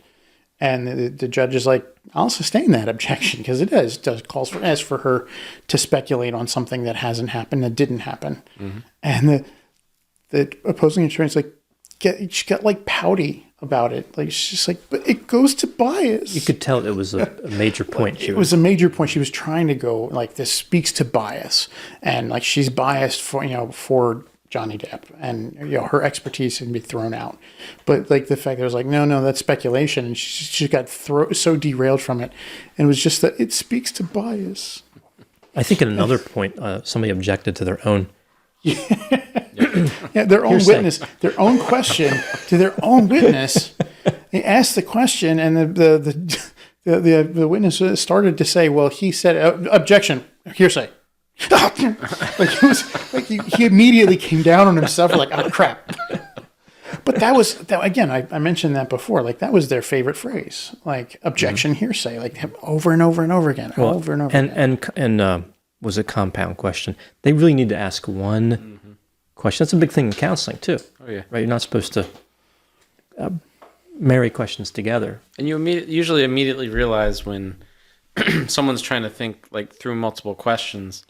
But lawyers tend to use that, in my experience, just to try to confuse someone and get them to backtrack, or like, what's the real story there? Because you're not getting this answer right. Well, what's the real story? Like, are you lying about this or whatever. And it's a difficult place to be, to have to answer multiple questions. You're already worried enough because you're up on the stand, and that's a difficult enough situation. And I don't envy anybody that's in that courtroom, and really, I don't envy anybody who's watching either, because it's there's a lot that happens. Right. I mean, there's a lot of premises in cross-examination and examination on the stand that are like completely opposite to like behavioral science stuff. Like in behavioral science, if you're creating a survey, you want to avoid things like complicated questions, nested questions, like having multiple questions together. You want to avoid things like negative framing. But that's a common thing. Isn't it true that this is blah blah that you don't agree with this statement? And like, wait, what? Like, it's very confusing. Don't agree with it. It's very confusing for that, but that's the point. You know, when you're cross-examining somebody, make the question as complicated as possible so it overloads working memory, and the person just like, and that happened to Dr. Curry at least once on the stand, where the question called for a no, and she's like, yes. Wait, no is my answer. Like, you're asking me this. You know, if you take off the negative gerund at the beginning, her answer of yes was technically correct, but there was a negative added on the top of this. She had to flip it around and change it to no. So like agreement with the premise, agreement with the question is a disagreement with the statement, which is her answer was something like backwards. No, I disagree that you're wrong, or something very complicated, overly complicated that she had to really think about. But still, she stayed composed, and she's like, what's going on up here? Essentially, is what you could see in her face. Yeah. So to sum up, my difficulty with that testimony wasn't about how she presented herself or anything like that. My difficulty is more general, in that mental health professionals, just like every other witness in these trials, they adopt an extreme position, or a definitive position, I'll say, and then the other professional, which we haven't heard from, I don't know if there is another one that will, who knows? Probably. It could be 10 more. Will say the opposite. We talked about this before with the schizophrenia and the antisocial, and the bias it's unassailable. Like it's tremendous. And you look at this particular, potentially, I don't know about specifically here, but potentially, and you look at this particular diagnostic profile, BPD with HPD. That's the borderline personality That's disorder. borderline, not bipolar. Not bipolar disorder. BPD and HPD. Now, Which is the histrionic personality disorder. They're highly comorbid. So especially, they're with each other, but cluster B tends to be highly comorbid with other cluster B. Mm-hmm. And histrionic is highly comorbid with just about every other personality disorder in cluster A and C. So it's okay, so I'm not surprised by that. And then, just to be clear, Amber doesn't have PTSD. So trauma is etiological to BPD, even though some people with BPD don't have it. Yeah, and she did make that point, because she was asked, she was like, isn't borderline caused by... I was like, no, that's not entirely correct. There are people with borderline personality disorder who don't have trauma in their background. It's not a whole lot, though. It's not. So but it does happen. It does happen, and I just thought it was weird, though, right? Because you have BPD and HPD, no substance use, no depression, no bipolar, no other highly comorbid disorder, especially with BPD, right? BPD's got comorbidity with ADHD and PTSD, I mentioned. Major mood disorders like MDD and bipolar, the substance use I mentioned, and I think a few others. You think, wow, there's nothing. So it's just BPD and HPD. Oh, and by the way, it's definitely not PTSD. Mm-hmm. It just seems odd to say that. I mean, I realize that's what she's paid to do, but that's a very specific and confined opinion. Mm-hmm. It is, and like I wouldn't have worded it as like it's definitely not PTSD. I would have said like during examination there was no evidence or mention of traumatic background in childhood. Well, I don't know if she said definitely, but she said she didn't have it. Right. which is a definitive statement. I think precisely what she said is that Amber was, well, not precisely, I'm paraphrasing, but Amber feigned PTSD symptoms. She said 19 of 20. Right. And then Shannon Curry concluded that only 3 were real. Right. By using the CAPS-5, clinician-administered PTSD 5, which, all right, I'm not really sure it's designed to do that, but who knows? Maybe it is. It just seems like a lot of work went into the PTSD to exclude it. Right. Right. And then you see all this work to include 2 very stigmatizing, especially BPD, disorders. Well, if they take out the PTSD, then,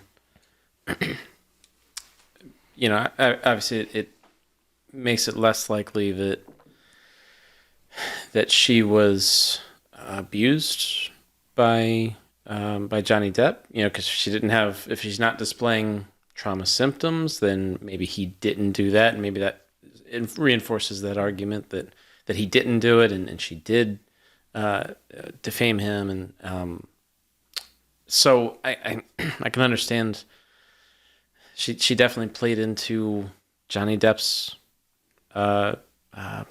point for the whole trial, and obviously that was what they tried to say, what the court tried to say, that or the other side tried to say, that you knew, didn't you know what you were coming on here to talk about, like you had a side kind of thing, but not that she did necessarily, but she certainly helped Johnny Depp much more than it was else. like a sniper's bullet. Like it was just so peculiar. To me, that's just so peculiar. Right. You're going to end up with that the exact diagnosis that you need to. And, maybe it's right. I don't know. But none of us have, like I said at the beginning, none of us have sat down with Amber Heard and had significant conversations with her enough to be able to make our own diagnoses. We've only had insignificant conversations. Right. My most significant conversation with Amber Heard was seeing her on TV and going like, wow. Like this, it was kind of a one-sided conversation, and she wasn't even present for it. Yeah, so. She wasn't. No, so I'm not saying that I knew she knew that I talked to her, but we haven't sat down with her to be able to make any kind of diagnosis on this, so we can't really tell for sure. But it does seem a little bit odd that she said there's no presence of PTSD. Yes, it looks a little bit better for that, but normally the comorbidity with borderline is so high, then it's almost always from early childhood trauma. So why not let there be PTSD and say, yes, early childhood trauma. Yeah. But if there was no childhood trauma mentioned, then we don't have any evidence of it. But I will say, like, sure, her expertise probably goes towards, she testifies in court for 15 years. She's going to have had a lot of borderline personality diagnoses out there. If her expertise goes to borderline personality disorder, everything she sees is going to be borderline. I think, I looked at her website and it looks like, well, first of all, $500 for 75 minutes. Yeah, I wish I could get paid that much. Yeah, right. Wow. Now, she probably doesn't get that all day, whatever, but that's, wow. Yeah. It's pretty good. And then it looks like testimony in court, expert testimony, is just part of a lot of stuff that she does. A hired gun there to do a job. It's just, I worry about the bias piece. And here's something that I thought was very interesting that speaks to the bias, not necessarily in her, but just in general. Under cross, big series of questions from Amber's attorney. Do you recall when this person said this about Amber? No. Do you recall? Do you recall? Surprise, do you recall? Do you recall? It was just, okay. The most famous reindeer of all. Right. It was basically just trying to get those statements on the record and to let the jury know that a lot of mental health professionals, some of them more experienced, said that Amber was a victim and all this stuff, right? And I found it interesting. I'm paraphrasing what Dr. Curry said, but it was something to the effect of, well, they're treating her, right? So they're not going to be objective. They're going to take her side. They might believe her, whereas I'm objective because I was hired. I'm like, you are proving that mental health professionals are biased. You're saying that the people treating her essentially saying that people treating her are just going to like fall over her and be like, oh, Well, they're going to have more compassion for her. I'm more objective because I'm not treating her. yeah. I felt like that was a shoot yourself in the foot moment because you just established that was a shoot the entire treatment community in foot moment. Why trust any of us? Like it's just Don't trust the clinicians who actually help people. Trust me. So just to be clear, I don't help anyone. just to clear up, the misconception that she created there. I think that yes, if you go to a counselor, they're going to advocate for you. But the idea that a counselor who is reasonably intelligent all of a sudden just believes everything that a client tells them, that's baloney. Mm-hmm. That's baloney. Like, yes, advocate, but that doesn't mean you always believe what they say. Those two different things. And when you have a client for a long time and you go to testify for them in court, you tell the truth. I think most clinicians go in and tell the truth. So the idea that somebody hired by an opposing counsel would be more objective is ludicrous. Yeah. It makes no sense, and it was I feel like a major mistake. As a clinician, I have to say I accept that every single one of my clients has their truth and their version and their perspective of everything, but I don't believe everything that they say. And there are some clients where I'm like, man, I wish I had a camera in your house to be able to see exactly what's going on, because I'm only getting your side of things. One thing that's happened to me a few times in clinical practice is, you take notes. And I was never a big note taker. A page. That was about it. Not like some people are like 3-4 pages of notes. Mm-hmm. They'd spend the whole next hour taking notes. Yeah. Nah, page. A few paragraphs, half a page, whatever. But enough to where like key things I could put in there. Right. And you'd hear different stories, like over the years sometimes. And you look back at the notes like, well, you're recalling the same event, but it's two different things. Very, very different. How did that happen? It's okay. So, sometimes I notice that between sessions. It's like in session number 4, they say this. In session number 5, they're saying this about the same event. Yeah, I'm just like, you see that a lot with kids too, that they may just not be sure of actually what's going on, but they may also be trying to impress somebody. They may be trying to build themselves up to appear different than they actually are. They may just trying to be telling you what you want to hear, or any combination of those things. But not only just with kids, of course, but I think probably more often than with adults, at least I would hope. But it's, the ability to discern and kind of pull that stuff aside and be like, well, let's actually look at what's going on, because what you're saying and what you're doing are not lining up. And what you're saying in reality definitely don't line up. So, let's discern a little bit here. Let's cut out the fluff and let's actually talk about what's really going on. The ability to do that is not an easy thing to learn. Certainly not something that can really be taught, in a classroom setting. It's something that you can try to teach somebody, but I think actual experience really teaches you a lot of that. Let me pick up on these behaviors and pick up on these patterns from people. Sometimes you ask questions and client says something and you ask a question to try and get some clarification, especially early on in an anecdote or whatever they're talking about. Getting some clarification is fine. And then, maybe 5 or 10 minutes later, you ask another question about the same event. And that's when you start picking up like, okay, there's like a little conflict in the story here.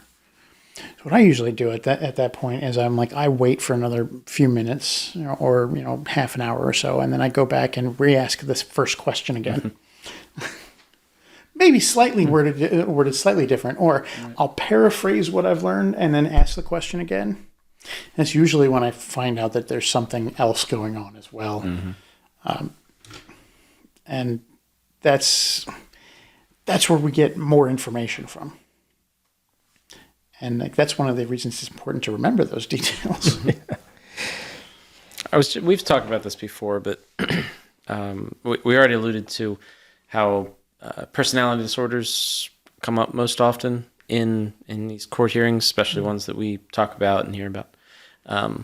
But what if they went in there and like, wow, no, she doesn't have a personality disorder at all. She's actually just addicted to internet gaming, and that's the whole reason why this is all happening. And things that don't really line up like that are like, actually, she just she doesn't sleep well at night, and that explains the whole thing, whatever. Or these things that you really don't expect. Like, actually, she just she pulls her hair out, and she's really upset about that. Well, there's a disorder with that. Like Trichotillomania, right? But like, you don't expect that kind of stuff, and it would be an interesting take on the case to be like, well, actually, she's just got trichotillomania. You guys didn't expect that, did you? Like, oh, that's not what you wanted to hear? Okay, all right. But we really should hear more about this stuff. Yeah. I mean, very rarely do we hear it's intermittent explosive disorder. Right. It's like, oh no, the reason all this happened was because of illness anxiety disorder, and she was stopped from looking stuff up on WebMD, right. And so she just freaked out right. because the anxiety got so bad, and it went into the anger zone instead of the fear zone. And if he just let her look on WebMD, it would have been fine. She'd have just gone to a doctor the next day and freaked out. But and we never hear that. And the next day after that. But we never hear those kinds of diagnoses, because it's in court. Those aren't sexy. Right. They're not what people want to hear. They're not the buzzwords that people want to hear. Mm-hmm. Well, sadly, Definitely not what the lawyers want to hear. Yeah. Sadly, I think personality disorders have become kind of synonymous with you're a bad person. Mm-hmm. Mm-hmm. Right? No other disorders really used that way. You wouldn't use OCD that way. Right. You wouldn't use depression that way. You certainly wouldn't use PTSD. I think that's like the most glamorous. I feel like there's a lot of people who want that disorder. Yeah, people shop around for people to get that diagnosis. When I say want it, they want the diagnosis. Yeah, they want the diagnosis. But I think substance use disorder has a stigma. Mm-hmm, absolutely. But I feel like that stigma is being reduced faster than personality disorder somehow. Well, I'll say the stigma with substance use, the stigma is starting to come down, but it's still the only disorder that we punish people for having. Yeah, even the personality disorders, we don't punish people for having these disorders. It's just that in courts and stuff, like, you're a bad person because you have this. Well, it's because people think you willfully engage in a behavior that perpetuates the disorder. But really, even if you stopped using, you still have the disease. You still have the disorder. You really do. Yeah, you really do. Yeah, not necessarily, but in many cases, you still do. So it's not just a matter of stopping. I mean, there's still a lot of stigma and a lot of mental health stuff. Like, people hear ADHD and they're just like, oh, that's people being lazy. Or wanting Adderall. Yeah. Oh, yeah, they're just jonesing for Adderall. Like, no, I'm not jonesing for Adderall. It actually helps me do my job. Like, I don't get high off of it. Like, somebody else takes Adderall, without ADHD, and they might be bouncing off the walls. I take it and I get calm. And there's been significant efforts, of course, to really work on that stigma for a lot of disorders. Mm-hmm. You hear depression or anxiety now, and you're like, more on the side of, okay, well, something they're dealing with. Or same thing with OCD or a lot of other things. But yeah, with something like a personality disorder, they chose it. Why don't you just stop doing this? Why don't you just stop these bad behaviors or these bad relationship patterns? Or which is true, they should be stopped, but it's obviously it's not that easy. It's not something they wake up and they're like, I'm going to choose to have this certain personality. Because there's not enough insight. Right. Like, they don't recognize that what they're doing is going to create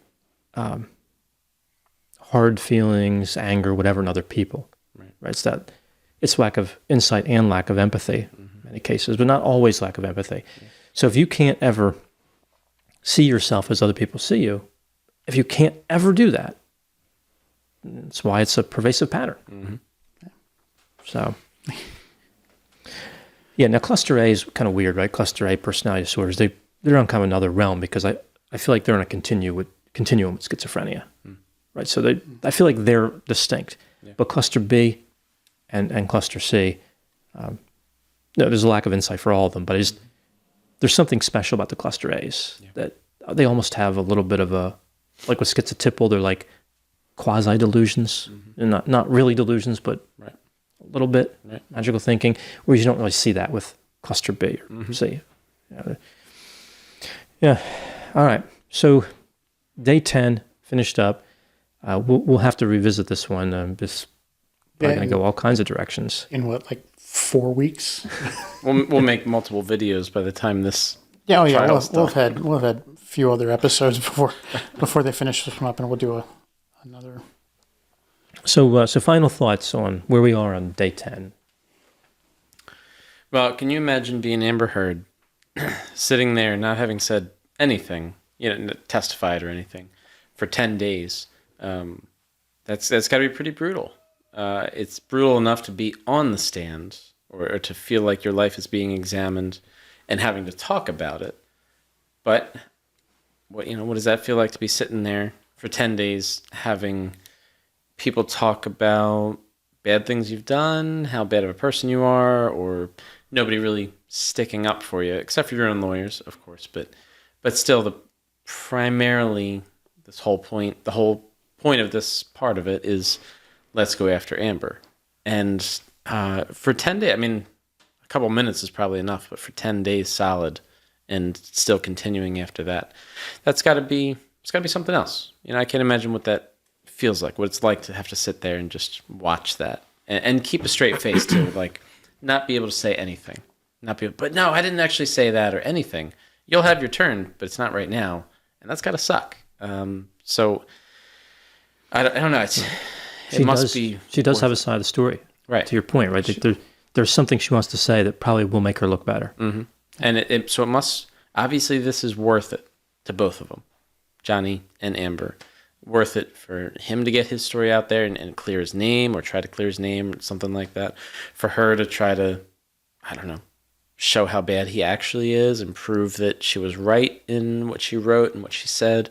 But for that to be worth it is a very significant thing. And I don't just mean the money, but like for you to take this much out of your life, it must be worth it to both of them. And that's saying a lot, because this is a significant thing that they are dealing with and hiring a lot of people and having a lot of people on their side to testify and so forth. Can't imagine their daily cost. Those attorneys are probably between $450 and $650 an hour. And they're in Virginia. I don't know if they live in Virginia or they flew there or whatever. Sure. For the 4 days each week that has to be, what's his daily cost? Like in the tens of thousands? Like it's got to be. They don't care. They spent $8 million on alcohol for a party. That's an exaggeration, but they still, there's the realm of financial freedom that they have is beyond. Right. But still, there has to be some concept that this is a big bill. I don't know. There's got to be some kind of accountant being like, Johnny, no, don't do this. And he's like, oh, this guy again. And just, she rejects the call every single day. Johnny, no, don't do this. You're going to have to sell one of your penthouses. That would be a nightmare on Elm Street. Johnny Depp, of course, was in the original Nightmare on Elm Street. Briefly, I think he might have been the first one. I think he was the first one to die. Yeah. The massive fountain of blood out of the bed. Interesting personal story. I went to my first attempt at college was a place called Clarkson University, which is in upstate New York, in a town called Potsdam. And back in the late 70s, one of the literature professors there was Wes Craven. And during that time period, he had been reading articles on people dying in their sleep. And working with some student filmmakers, they filmed a film on Elm Street in Potsdam with a building that had a red door. And it's not actually related to the story of Nightmare on Elm Street, but there was still an influence from it. And I just remember walking one night in late October, walking around just some of the back areas of Potsdam, and then finding myself on this one street and going, this street's creepy. So there was like one street lamp all the way at the other end of the street. It's like, wow, this is creepy. I started walking down the street, and I saw the street sign underneath the street light. It was Elm Street. And I looked over, and there was a big red door. I was like, I'm out of here. I'm out. And that caused you to just go to a different college completely? Oh yeah, just completely. I can't deal with this. No, that was the ADHD. that caused me to go a different route entirely. But when it comes to Amber, I think that to your point, yeah, it must be difficult for her to be sitting there listening to these things that are to her accusatory and for defamatory in a sense, but they're definitely difficult to listen to. At the same point, I think that given some of the evidence that's already been presented, her own recordings and the way, as I mentioned earlier, the way she kind of talks over Johnny Depp in their arguments, it must be particularly difficult for her to have to sit there quiet and not outburst. I think she did outburst and was ejected at one point from the court. Or maybe that was I thought that was a fan. Was that a fan? Was that a fan? Somebody got ejected from the courtroom for outburst. I don't believe it was her. But yeah, I can imagine that she's really... her like she has... There's got to be this desire in her to just stand up and be like, shut up, just yell at Johnny Depp or yell at whatever witness and just to unload that, because like she's got this pattern of communication about everything where she just talks over Johnny Depp, like she's taking his voice away every time they get into an argument, but she can't do that this time. She has to be restrained from that. She has to restrain herself, and that's very difficult to do, especially if the diagnosis is accurate in borderline personality disorder. The restraint on that outburst is probably the limit of her self-control, pushing it to the absolute boundaries. I wonder if the HPD is pulling in the other direction, center of attention. So she has the camera on her a lot. Some of the coverage, it's like a split screen. Right. Yeah. A lot of it's split screen. With her face, like she's reacting or not reacting. Yeah, not reacting to much of anything. But I think that it is important to remember like major things, that they can both be right. And that Johnny Depp's actions could have been abusive towards Amber Heard, even if they were, in many cases, were retaliatory. That's still abusive and toxic. And Amber could have been very abusive and toxic. And Johnny could, because of the substance use, he might not even have memory of some of the times where he was the aggressor. It's a key argument of the defendant. Mm-hmm. Yeah. There are absolutely some times when that could happen. Mm-hmm. But the pattern that we see from other people so far is that he was not the aggressor. That he tended to be the one trying to disengage and draw back from the situations.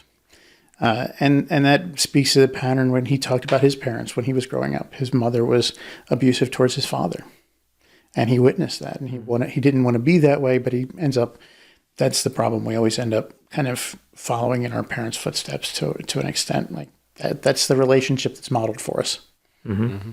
And so, unless we either absolutely choose not to be that way and consciously, actively try not to do that, or we just find ourselves following in their footsteps because we didn't say, I don't want to be that way. So that's what was modeled for me. So that's the way I'm going to be. Mm.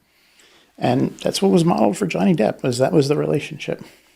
Well, that was also something I think that humanized him greatly, was under direct, the descriptions of Betty Sue and her mistreatment, and how he was still very sad and broken up when she died. Mm-hmm. I think that whole span really made him look like, wow, this isn't a bad guy. Which is, again, the position this trial started in was that Amber was a victim, Johnny was a monster. Mm-hmm. And he has closed that distance. To where it's like, it's murkier now. And actually, I think he's gaining a little. Mm-hmm. So I think he is winning. I don't know about defamation, because I think they were bad to each other, so I don't know if anybody really defamed each other. Mm-hmm. But in terms of working again, yeah, he can make a case. Right. But we still got a long way to go before we find the end of this one. Mm-hmm. Yeah, my final thoughts on this would, at this point, day 10. One of the questions that I kept asking myself through this trial was, okay, knowing that you're spending 10, 20,000 a day on lawyers or whatever, knowing you're not going to win.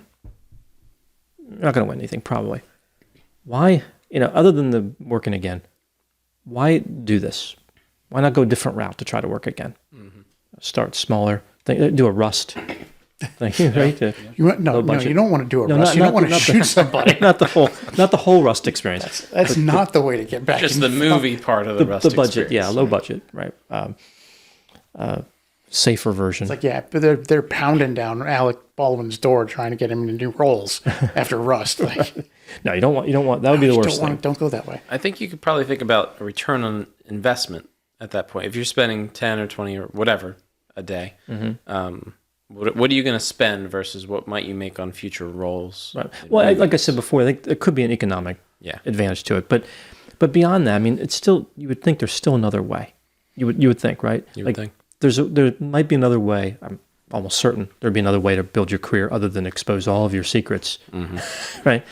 And here's what occurred to me, and this, I don't know if this is how I'll end up in the final analysis, but right now, here's what I was thinking about. Remember the joint statement they issued? Yeah. Right, where I don't remember exactly, but essentially it said nobody falsely accused anyone for money. For money, right? Yeah, which I thought was an odd additional component, like for money. Like, why would you say that? Why? Asterisk for other things, probably, but definitely not money. We didn't do it for money. Right. That statement, Johnny says he was forced by his attorneys, whatever, to do it. Didn't have a choice. That really seemed like kind of like, okay, we did bad things, which also means that you did bad things. But let's just, we have to watch out for the scrutiny of Hollywood and the public. Let's not nuke our careers. And let's just write down that we're burying the hatchets. I'm unarmed, right? And let's go our separate ways. No big deal. Then the op-ed comes out. Somebody went and dug up the hatchet. Right? They got a few hatchets. Yeah. Somebody said, I'm crossing my fingers on that hatchet. Yeah. And I think that's what pushed him to file the lawsuit. Because in a way, it was settled. Yeah. And this dirty pool, when something's settled, to go dig it up again. It was done. Yeah. He was willing to say, I lost this finger. I lost part of the finger. I lost Pirates of the Caribbean. I lost everything is what he said, right? Nothing less than everything, something like that. But I'm a grown-up, and I've had my problems too, so let's put it all behind us. Shake on it, right? Right. And then the op-ed missile hits Johnny Deppville, and I think that pushed him to where, no, I'm not going to be the victim again. Right? This is where I draw the line. Right. And that inspiration, I think, can maybe earn the forgiveness of the jury for being dragged there in the first place. Okay, he had a reason to do it this way. And the reason was Amber Heard not honoring the agreement. Right. That's what I think. I discount the economic side of things when it comes to people like Johnny Depp. His net worth right now is $100 million. In 2016, it was $400 million. That is a staggering amount of money. That is an amount of money that really we can't process how much money that is. That is so much money that he could run this trial 5 times, back to back to back to back, and still be able to, same credit card. Yeah, on the same credit card, and still just be able to go to Australia and buy 4 more penthouses. It is insane how much money that is. With just 1/100th of that, he could run this trial for 50 days at $20,000 a day. Yeah, plus he gets residuals from the movies, I'm sure. So there's always constantly money coming in. And that's the problem, is if he doesn't make any new money, he doesn't get any more residuals. And those residuals do tend to drop off after a while. So I'm like, he might still make a little bit of money if they, from Nightmare on Elm Street, if he gets any residuals from that. Check for 20 cents or whatever. Yeah, but it's 20 cents. Making another Pirates of the Caribbean movie would have put a lot more money back into his pockets. Probably tens of millions. Yeah. Yeah. at least, if not, close to 100 million. I don't know if he can get. I don't know if an actor gets that much. If the whole budget is say 300 for the next one, if they make it, does one actor get a third of that? I don't know. I'd be surprised. Depends on the deal they make and how much they can charge. Yeah. Depends on how badly they want that actor in that movie. It depends on their quote and how integral they are to that franchise. Right? Johnny Depp is integral to the Pirates of the Caribbean franchise. Well, this is something to think about. If there was a Pirates 6, how would the public respond right now to Depp? I think they'd love it. I think now at this point they would, but I also don't think that Disney's willing to do that right now. Like, all you have to absolutely not be willing to do that right now. But if they did decide to do Pirates 6 without Johnny Depp, how would that go over? That's fair. All you have to do is look in the comments of the live streams of the trial and any video that was made about this trial, and you'll see overwhelming support for Johnny Depp. Mm-hmm. Yeah. And those are probably, to your point about people would go to see it if he was in it. Yeah, because they're like, hey, we're sticking up for him. We're coming out to see him because she abused him and we're supporting him. So you might be right. It might be like over the top, like, let's go support him.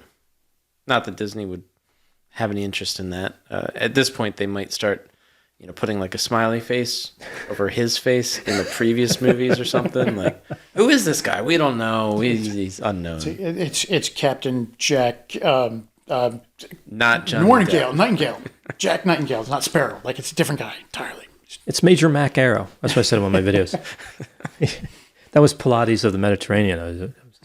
Like the next video of Johnny Depp would be an exercise. Like, is he going to star in that? Because he said he wouldn't do any more. Right. Does that include the exercise video? At this point, it's got to be Vin Diesel, and like he's pulling in, Dwayne Johnson and stuff. Like, let's really just make this another Fast and the Furious. Like, let's make this Fast and the ship does a wheelie.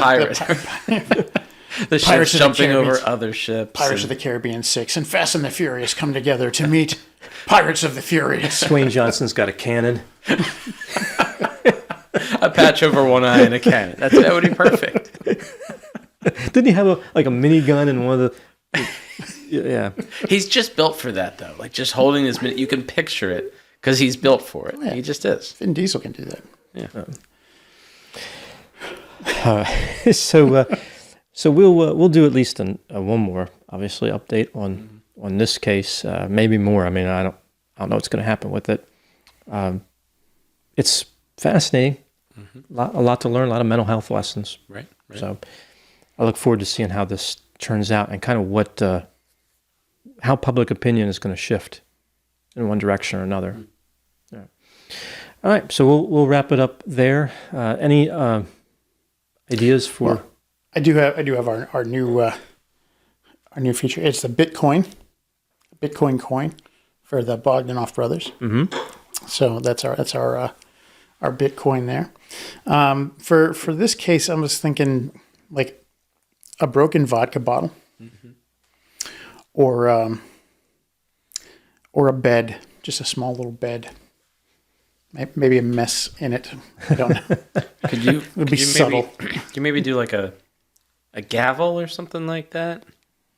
Because obviously it's all about the court hearing, and maybe even the gavel says like objection hearsay or somehow is incorporated or something. I could just do it. I could do one of those old school Batman 60s things that just says objection hearsay. There you go. That's a good idea. Yeah, nice bright color. Objection hearsay.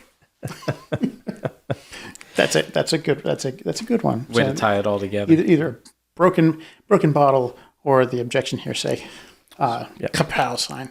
So please vote for one of those two items, and please offer any comments. We read every comment, and we take ideas for videos and answer sometimes various questions. So we'll wrap up Alien Lizard Humanoids for today, the Johnny Depp Amber Heard case. Thank you so much for watching, and maybe next time it'll be a murder part. Yeah, maybe we'll do a murder part. I hope not. I hope that this one doesn't turn out. I hope this doesn't turn into a murder part, but we never know. I don't know if we ever had a case that converted from alien lizards to murder part. I don't know. We had one that a while back that we couldn't decide whether it was alien lizard because it actually had alien lizard humanoids, but it also had murder in it. So I mean, it was hard to decide on that one. Yeah, sometimes the title covers both. Yeah. Well, maybe this could be a character assassination, and that's where the murder comes in. All right, so thank you so much, and we'll talk to you soon.